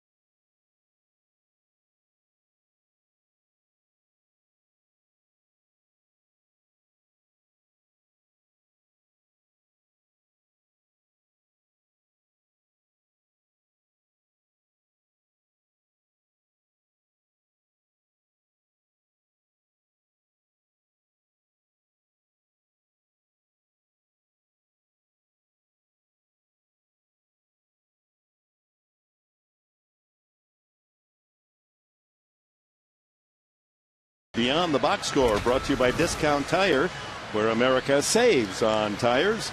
Kyle Kendrick with a 4-hit shutout. Rockies in Denver. That's no mean feat. So the Phillies getting great pitching, and now they get an effort like that out of Kendrick. Ryan Howard a couple of solos in the 5-0 win, and the Diamondbacks leading the Giants in San Francisco 2-1. If Arizona wins it, it'll be a deadlock atop the National League West. The D-backs trailing by only 1 game going in. Kuroda with 82 pitches on his sheet will face Hudson, Tecote, and Blanks in the Padres 7th. Hudson is lined to left and grounded out. Padres with only 3 hits. Guzman single in the 4th, and Tecote singles in the 2nd and 5th.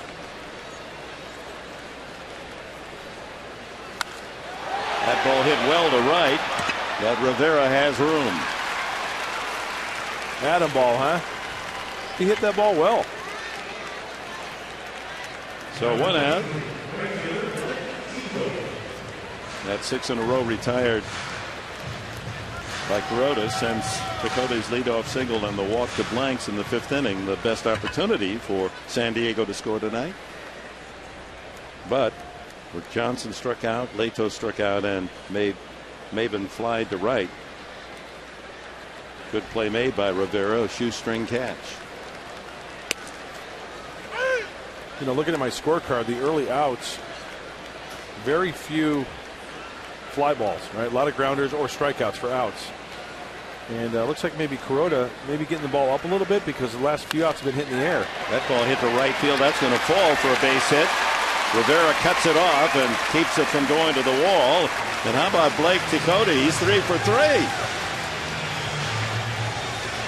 Welcome back to the bigs. Yeah, the tea kettle is hot. Once again, off the end of the bat, going down and getting it. Keeping the head down. 3 singles. Nicely done, Blake Tecote. He had just 3 hits in his week or so that he was with the club, 3 for 19 a month and a half ago. And he matches that with 3 tonight.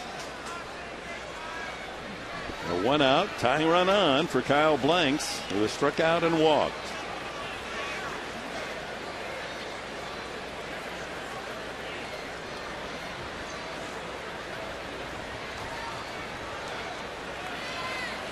The word from manager Buddy Black is that Will Venable's back is better. Denorfia's hamstring is better. Neither in the starting lineup, but they could be available as pinch hitters as we get down to the business end of this 1-0 game. How sweet would it be to see the 88 train run into one right here? Fastball low.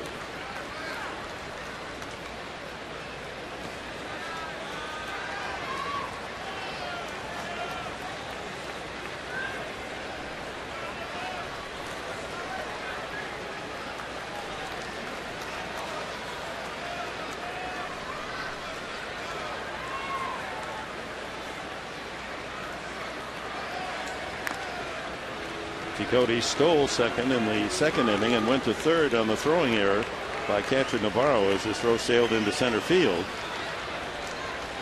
But with 2 outs, Tecote at third, Blank struck out.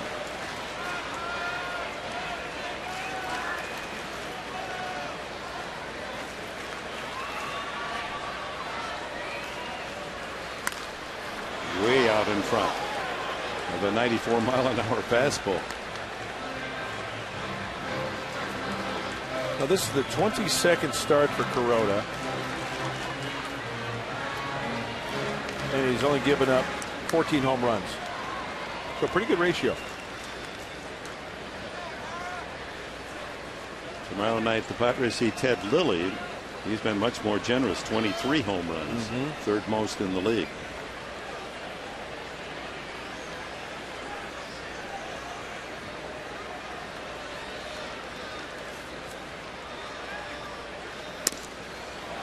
One and 2. Fastball at the knees. Bullpen. Matt Guerrero begins to get loose for the Dodgers as Kuroda is about to make his 90th pitch of the game.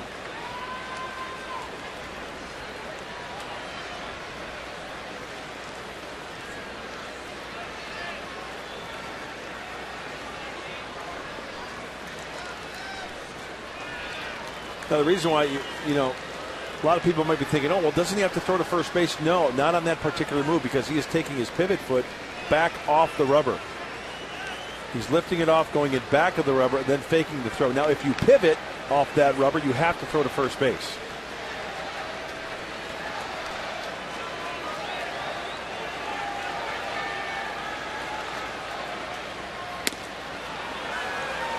Tries to get him to fish for the slider. It's 2-2.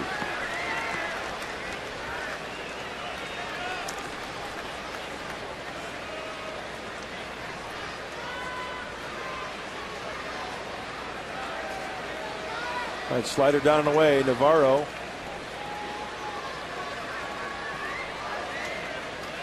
Flipping the thumb. I'm going to throw over to first base.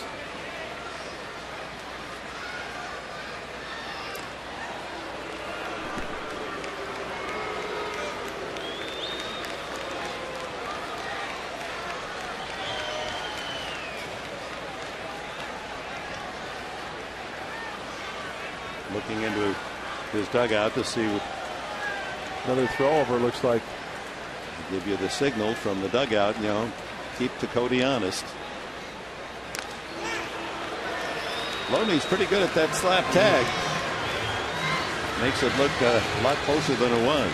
One of the advantages of being a left-handed first baseman, you get that ball and it's right in that path. Just lower that glove. Try to apply the tag.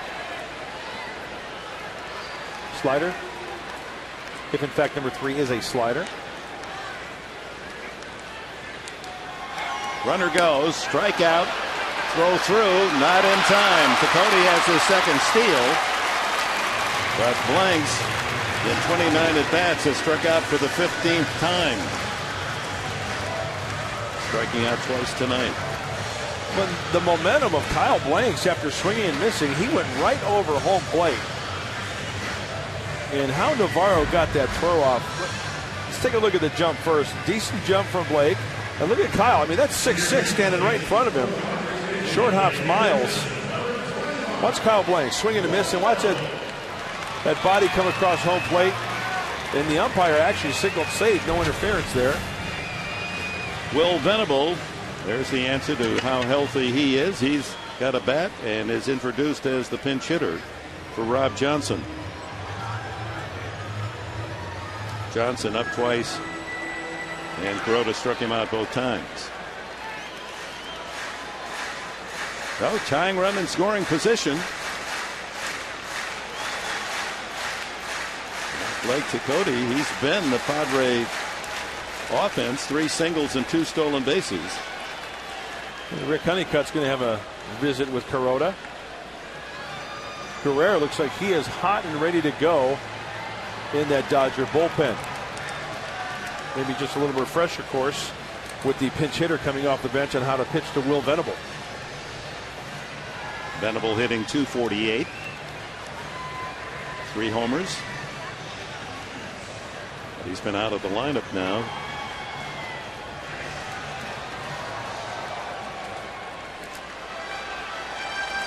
Checking his last time Venable had a bat in his hands in game action.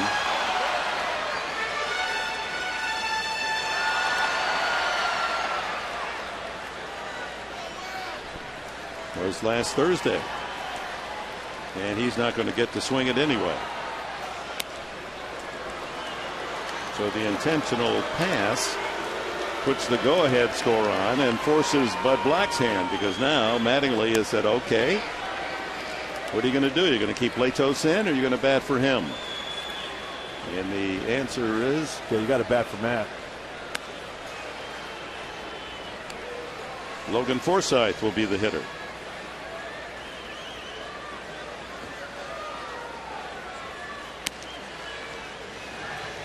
So we're seeing the youngsters. Cicotte delivering tonight 3 hits. Kyle Blank striking out twice and a walk. And now Forsythe in a position to put the Padres on the board.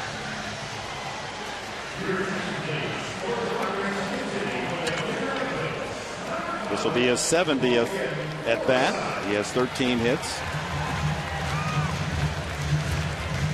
Still seeking that first major league home run. He's got 3 doubles and a triple.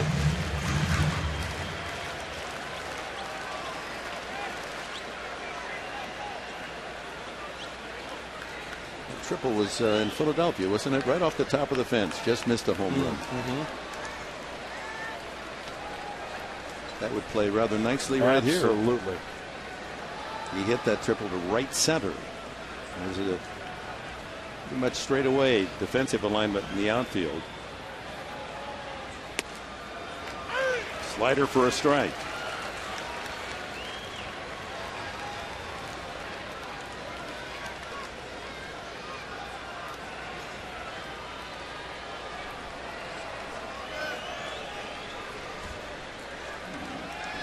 Cicotte the tying run at second. Pinch hitter Venable at first. So the good speed aboard. 1-1.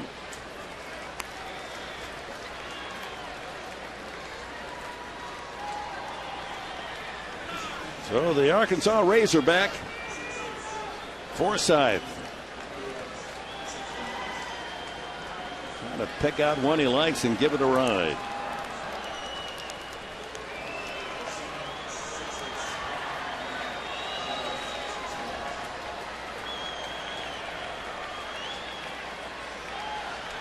1-2. Has been called that high breaking ball tonight. Take a look at the high slider from Kuroda. And you know what, kid, that's belt buckle high. But what a great job by Matt Latos tonight. He pitched way too well to be the pitcher of record. Right now, he would be the losing pitcher. If the Padres can score a couple of runs, he'd be on line to win that 6th game of the year. Forsythe looks at ball 2. Take a look at the Carl's Jr. pitch track. How close is it? Just off the plate a little bit. Yeah, he's going to try to keep the ball away from him. You don't want to leave anything middle in. Something he can yank out of the ballpark.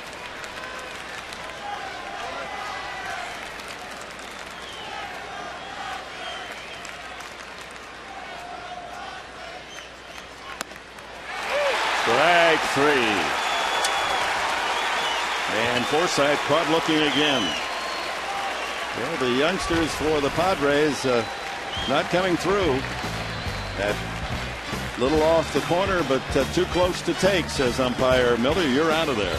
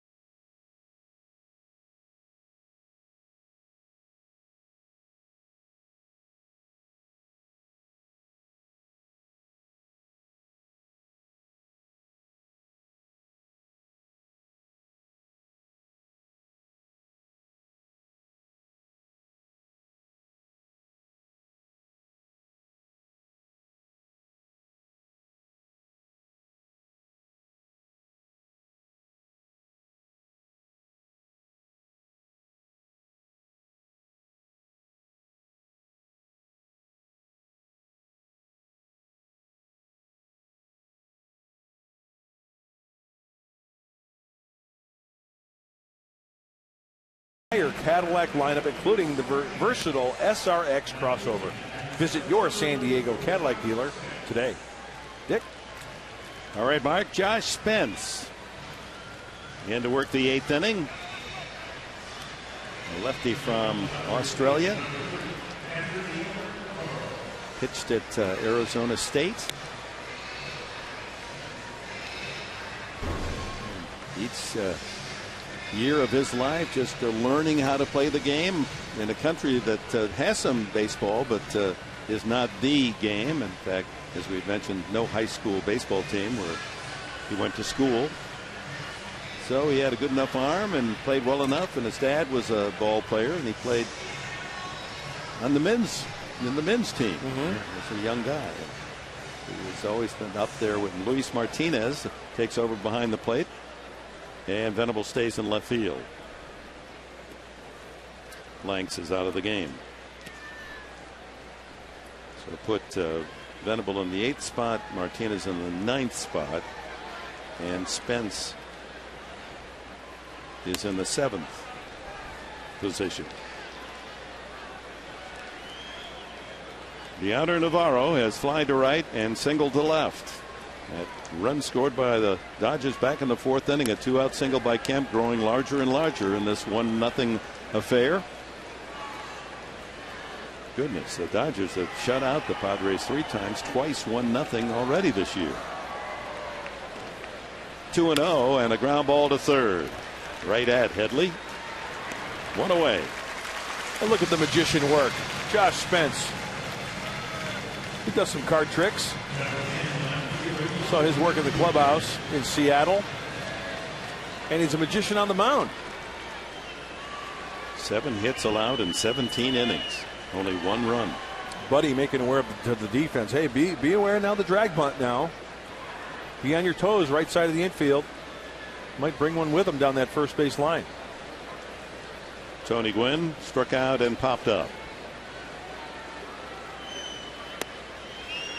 There's that slurve in for a strike.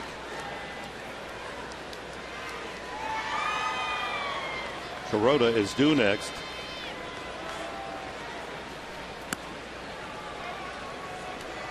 Velez is on deck. Former Giant Eugenio Velez comes out of that Dodger dugout.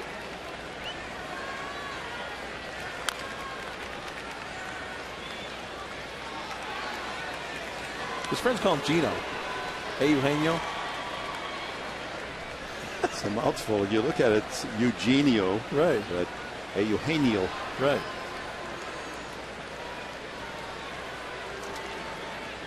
Swinging that leaded pipe. 1 ball, 2 strikes on Gwynn. Way outside. So, topic for discussion. Read a very interesting article about a research conducted at the University of Hawaii as to whether it's helpful or hurtful to swing a weighted bat. All through baseball, used to be in the old days there were no donuts, or you swung 2 bats and then you threw one away and then you went up because the bat would feel lighter. Now they have all kinds of instruments. Swung on and missed. 2 away. And this professor in Hawaii says that it actually hurts you.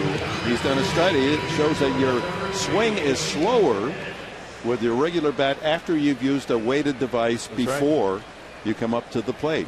Totally contradictory to how we've always thought. And think about it.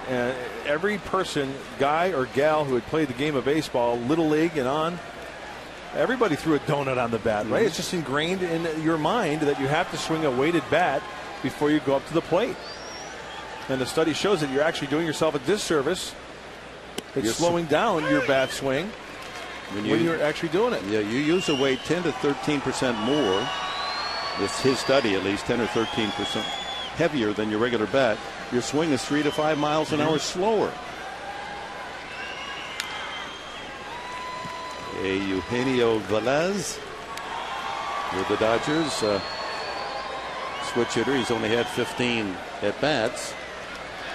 And a big goose egg in the hit column.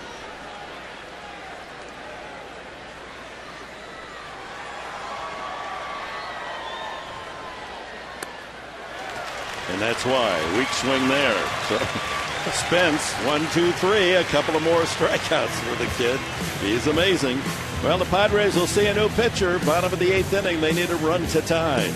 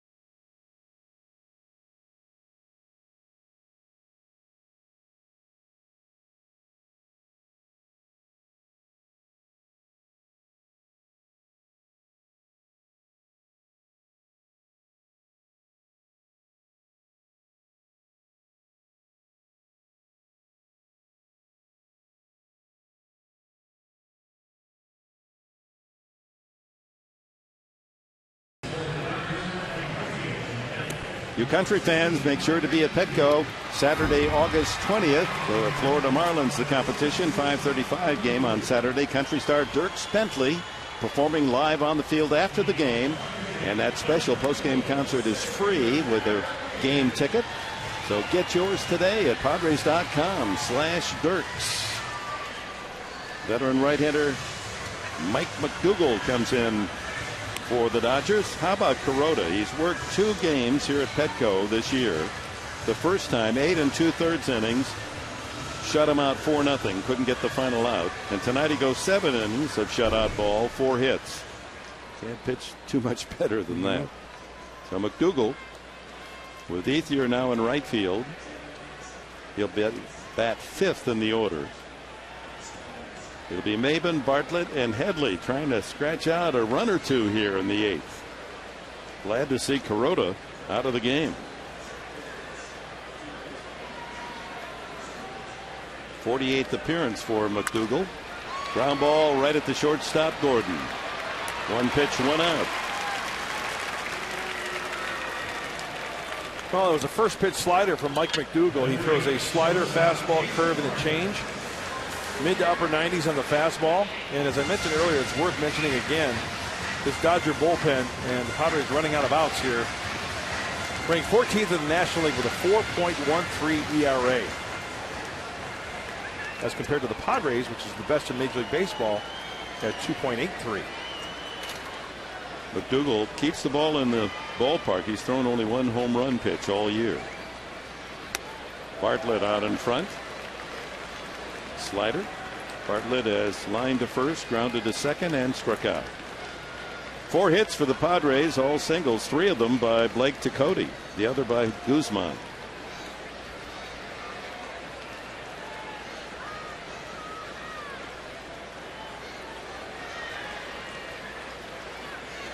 This Dodgers starting pitching staff certainly has the Padres number. The last 5 games, Dodgers winning 1-0, 1-0, 4-1. Last night 6-2, and they're leading 1-0 tonight.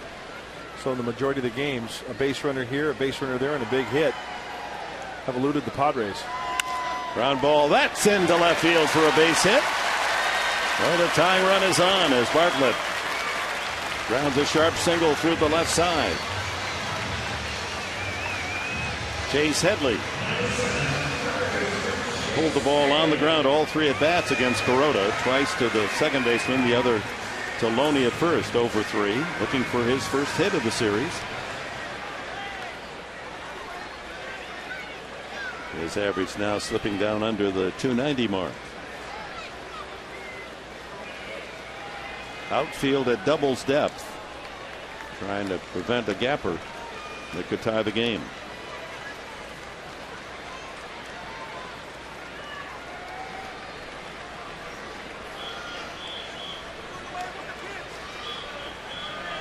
Bartlett, 21 stolen bases, second to Maben on the squad. Tecote with the only steals by the Padres tonight. They just haven't had many base runners, so not the opportunity to steal, but they have forged their major league lead to 122 stolen bases. That's only 2 less than they got all last year, and we thought they were stealing plenty a season ago.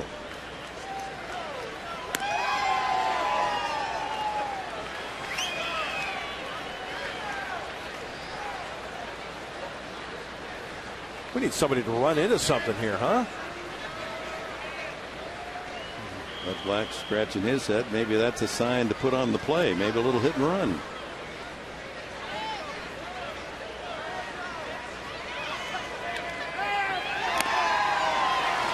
.96 from the lanky McDougall. Live arm.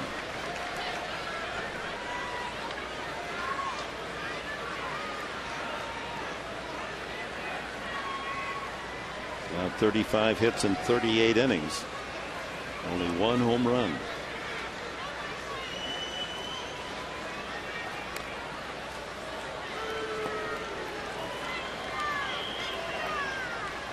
Oh, Highway 66 on his back. That's right. Albuquerque, Santa Fe, New Mexico.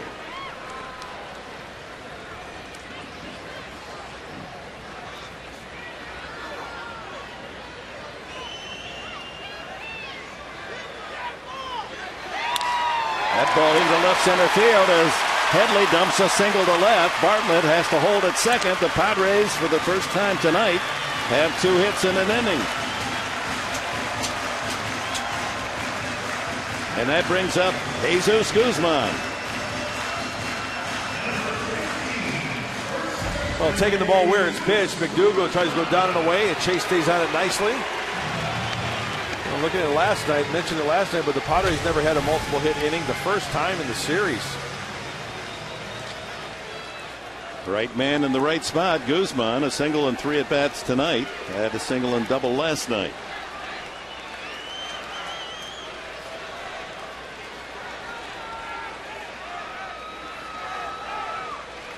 Bartlett, the tying run at second. Headley at first.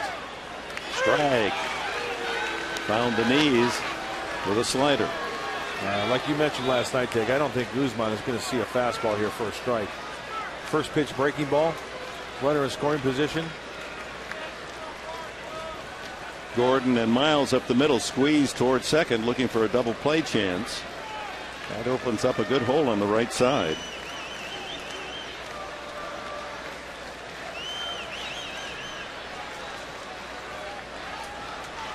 Outside target. McDougal wants his catcher to come out for a visit.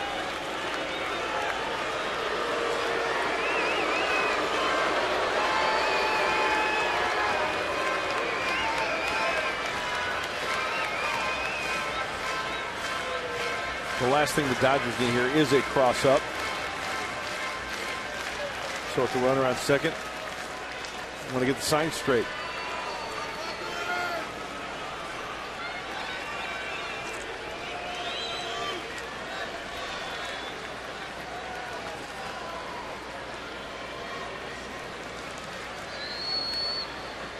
Two on, 1 out, a 1-0 Dodger lead. Challenged here in the bottom of the 8th inning.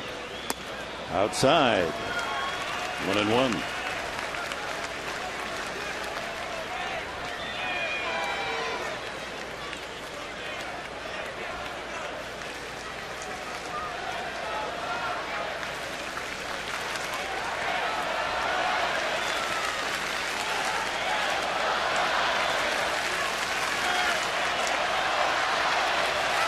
Fans chomping for some action.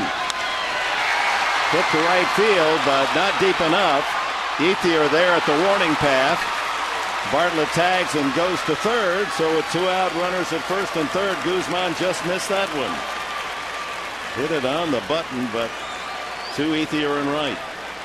Cold Hard Blast is presented by Coors Light, the world's most refreshing beer. And it's Orlando Hudson last night batting from the right side, dumping a home run into the bullpen, his 3rd home run of the season. Hudson up, batting left-handed. He's hit the ball hard tonight. A line drive to left, line drive out to right, and a ground ball to second.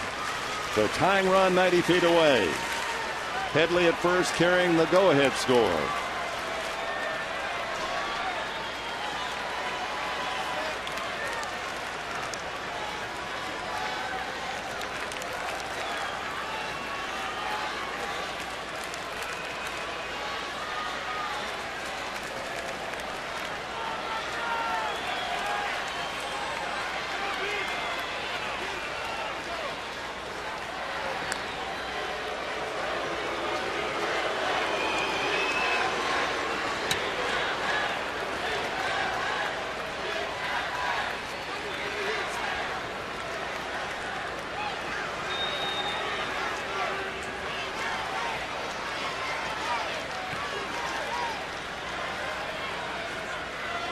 You said he can't see.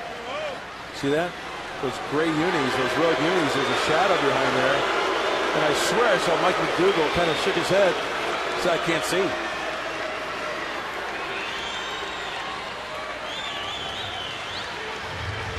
Now, earlier when you were looking into the signs, and he was signaling to go to first base. It was hard to see. Now he's going to open up a little more. We're protecting against first and third, but you can see now he apparently wants the fastball. And Hudson fouls it. 1 strike to count.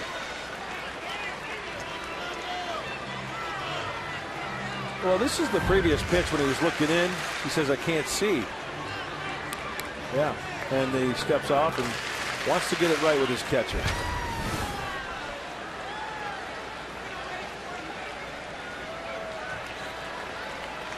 Two gone, first and third for the Padres. Another slider. Overthrows it. Yeah, I'm surprised that Navarro doesn't paint his fingernails. You know, a lot of guys will paint it with the white out so the pitchers can see how many fingers are being thrown down. Or sometimes they put tape around that last knuckle down by the fingernail. A lot of catchers don't like that because you got tape on your throwing hand. 1-1 to Hudson. Watch for a pickoff at a base as well. Misses with a slider. All right, here's the action pitch. 2-1 to Hudson. Tying run at third. Headley ready to roll at first base. 1-0 Dodgers leading here in the home half of the 8th inning.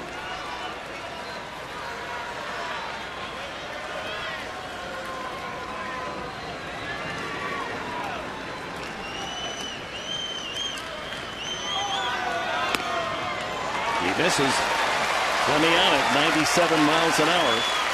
3-1. Boy, you'd like to see 3-2 in this situation.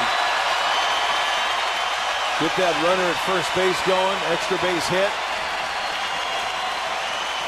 22,543.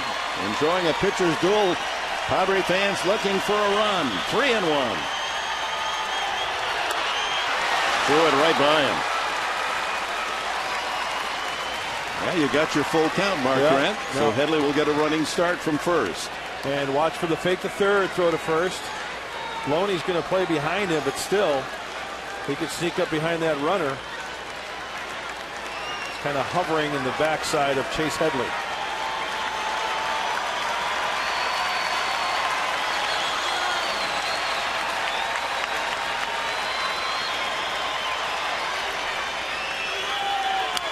Fouled away. You got a fastball, 96.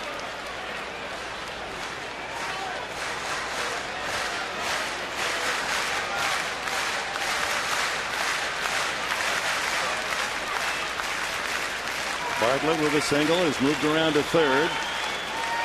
Headley at first with his base hit. Full count to Hudson.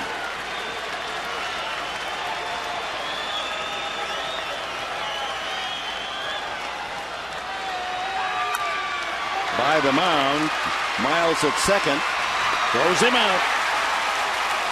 And the Padres are shut out through 8. They leave a couple on here in the 8th. A couple of times they've gotten a man to third, but can't get him home.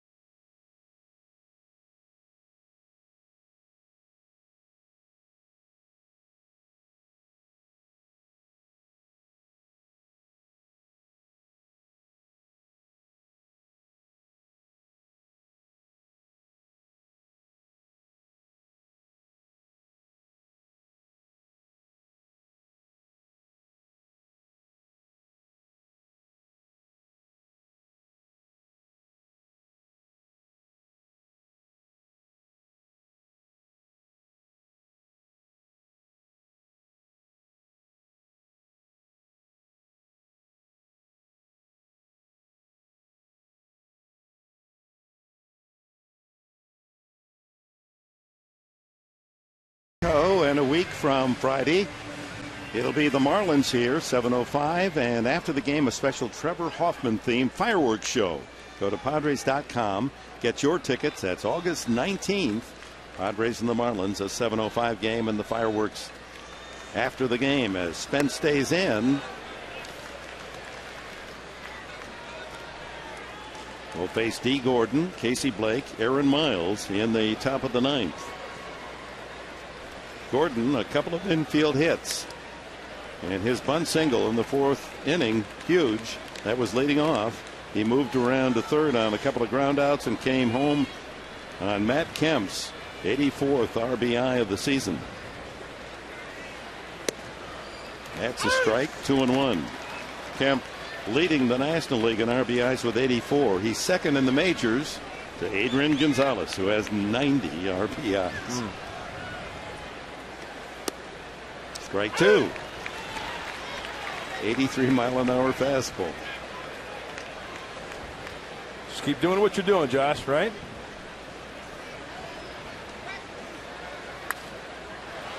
That's a protective swing. Slider. You know, before Arizona State, Josh went to Central Arizona Junior College in Coolidge, which is in between. It's just right outside Casa Grande. So he got some experience there. And then went to the ASU as the Sun Devil. Soft fly ball to right. And the catch made by Tecody. So Gordon is out. Like you said, Dick, you know, he went to Arizona State and pitched there, but you know, there are plenty of opportunities in junior colleges to get some experience, and that's exactly what Josh did. Well, Bud Black wanted Spence to stay in to face the left-handed hitting Gordon. Now with the right-hander Blake up, he's going to go to the bullpen, and this pitching change with Chad Qualls coming aboard is brought to you by the Law Tigers, San Diego's motorcycle injury lawyers who ride. Spence with a hand.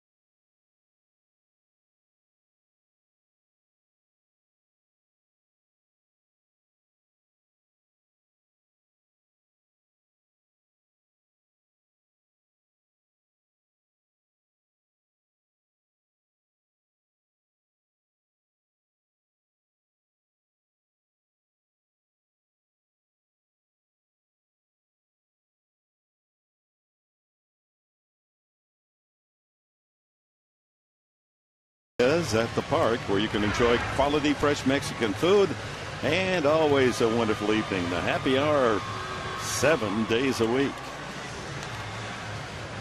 Paul's record now 5-5. He picked up the win on Sunday in relief. That 8-3 victory against Colorado. .260 the batting average against. With one out and no one on, he'll be pitching to Blake. Aaron Miles, a switch hitter after Blake. So Spence comes in, faces four men, gets them all out, strikes out two. Now the Dodger hitters have to contend with the turbo sinker of Chad Qualls. Josh Spence just continues to impress. Doesn't get flustered. He just goes out there, fire strikes, sets it up for the next guy. Now Qualls trying to hold the Dodgers at bay here in the ninth and hope the Padres can come up with some serious business in the last of the ninth. Tecody blanks is out of the game. That's the pitcher spot now. So it's Ducote, the pitcher spot, and Venable in the bottom of the 9th schedule. But first business here in the top of the 9th. Blake, a couple of ground outs and a strikeout.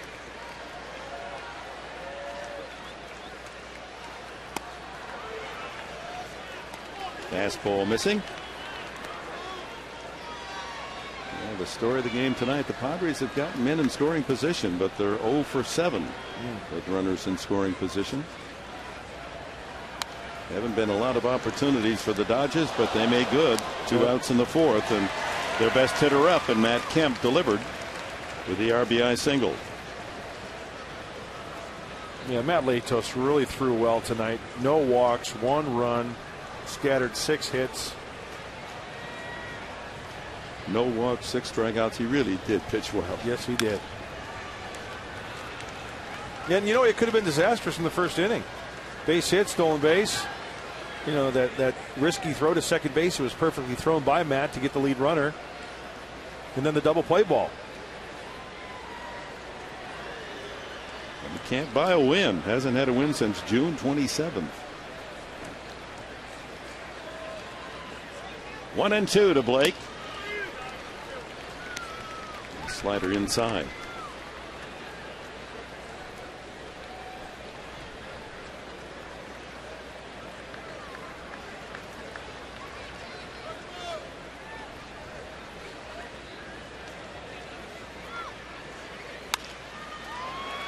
Off the head of the bat.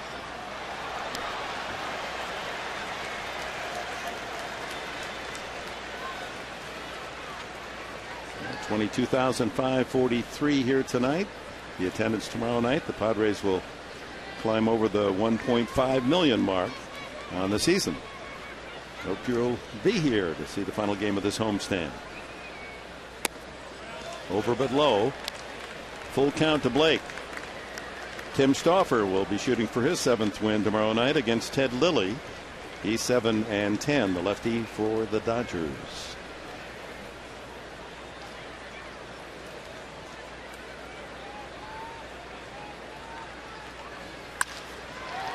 Sharply hit right at Bartlett. 2 away. Invite you to stay tuned. The Sequan Casino postgame show from our Channel 4 studios. John Weisbarth and Bob Scanlon will have all the scores, highlights, the news of the day. Sequan Casino. Get away for the day at Sequan Casino.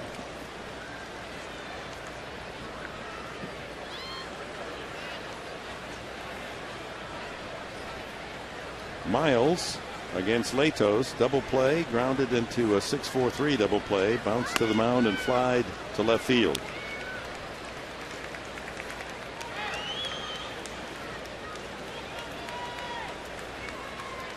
One-run games this year. The Dodgers have a winning record, 15-12.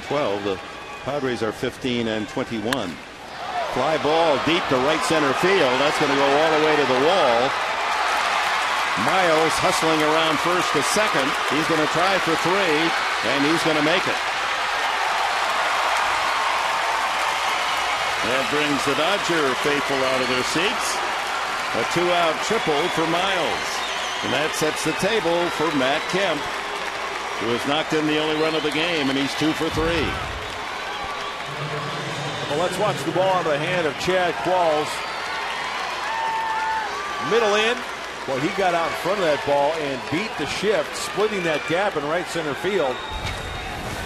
2 outs. Dodgers have to come up with a 2-out hit, but that's a big out to get here in Matt Kemp, as you mentioned. Second triple of the season for Miles. 301 hitter, Miles, and delivers there. Now can they get Kemp out? He's grounded to short, singled to left to drive in the run, singled again to left field his last time. Drag, slider. Andre Ethier, inserted into the game in the last inning defensively, is on deck.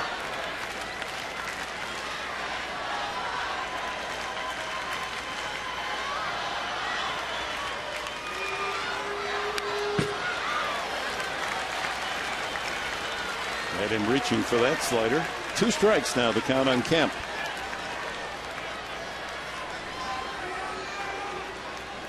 With his 2 hits tonight, his average hiked to 322. He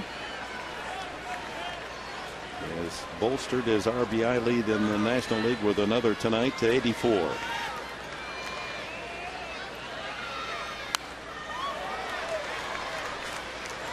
Inside with a slider. 3 sliders to Matt Kemp. No turbo sinkers. He's been getting on top of the ball tonight. Both of his singles were ground ball singles through the left side.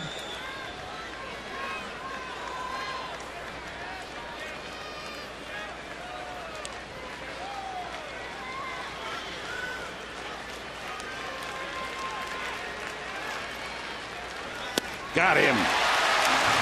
The 100th time he struck out the super sinker from Qualls. And Miles' 2-out triple. He dies at third. Bottom of the ninth. Still 1-0 LA.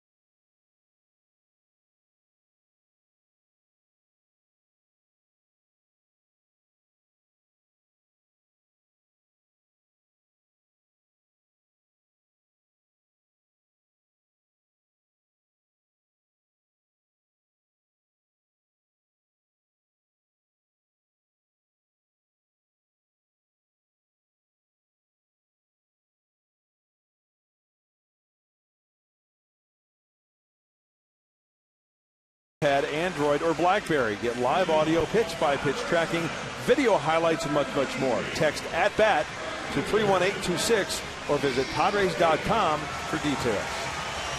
Dick? Javi Guerra comes in for the Dodgers here in the 9th inning with a 1-0 lead. Guerra is 2-0. Excellent ERA, 1.85. He's become the closer this year, has eight saves, 250 batting average against. Not allowed a home run. Jamie Carroll inserted at second base. Padres saw Guerra, and he closed out a couple of games in that series before the All-Star break. Blake Tecuddy 3 for 3 tonight, 3 singles for the youngster called up from San Antonio, and he takes ball 1.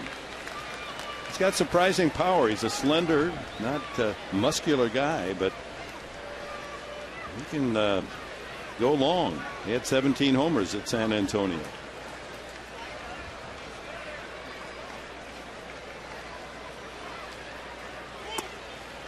One and one. Slider for a strike.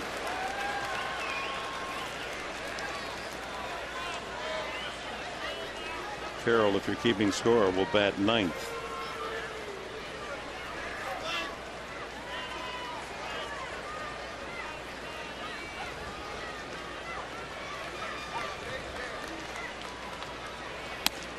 Two and one.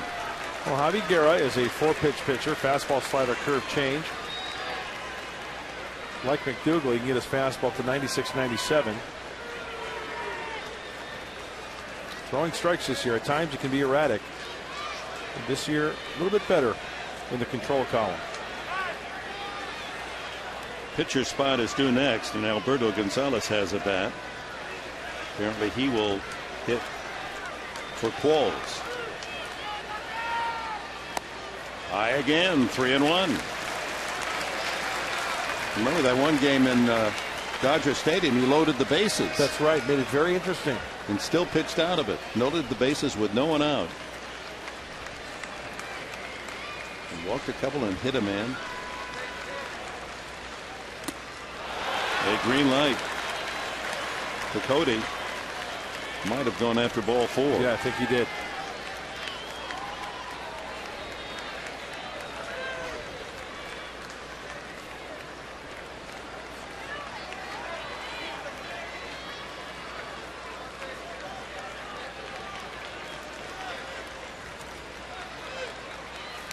Struck him out. One away. Cody out for the first time tonight, and here is Gonzalez being called back, and it looks as if Aaron Cunningham is going to hit.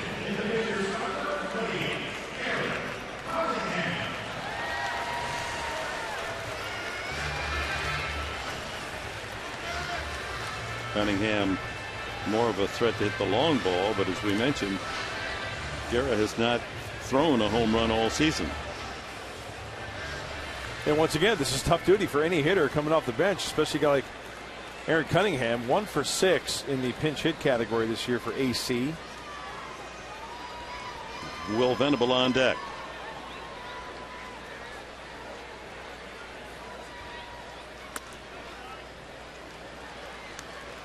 Running fastball outside.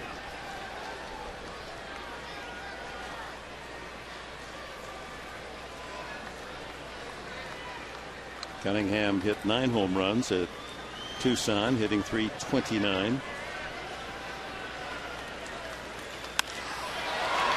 That one not hit that well. Kemp charging hard, and he makes the catch. Oh my! What a play by Kemp. Is he the complete package? Beat you with a bat. Leads the league in RBIs and makes a play like this with the left fielder crossing his path. Gwynn, you had to be concerned they might collide. I was thinking the same thing. Couldn't tell if there was communication, but at the last second, Kemp makes a stab at it and takes away the bloop from the Padres. Yeah, the Padres down to their final out. Will Venable. He was walked intentionally as a pinch hitter in the 7th. Takes a strike.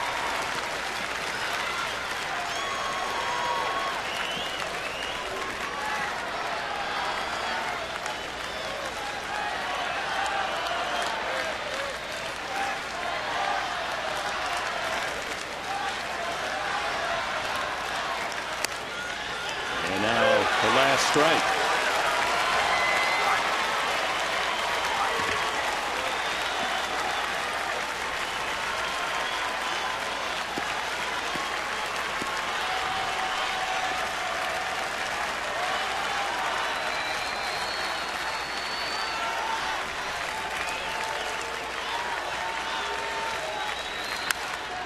Bounced up the middle. Gordon across, and the ball game is over. The Dodgers have done it again.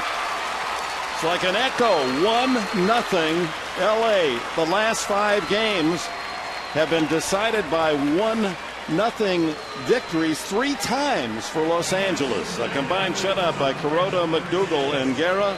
And the Padres have been whitewashed for the 16th time this year. Yeah, the men in blue celebrate again, and Matt Kemp with the RBI single and a great catch in the 9th inning as well. Totals coming up.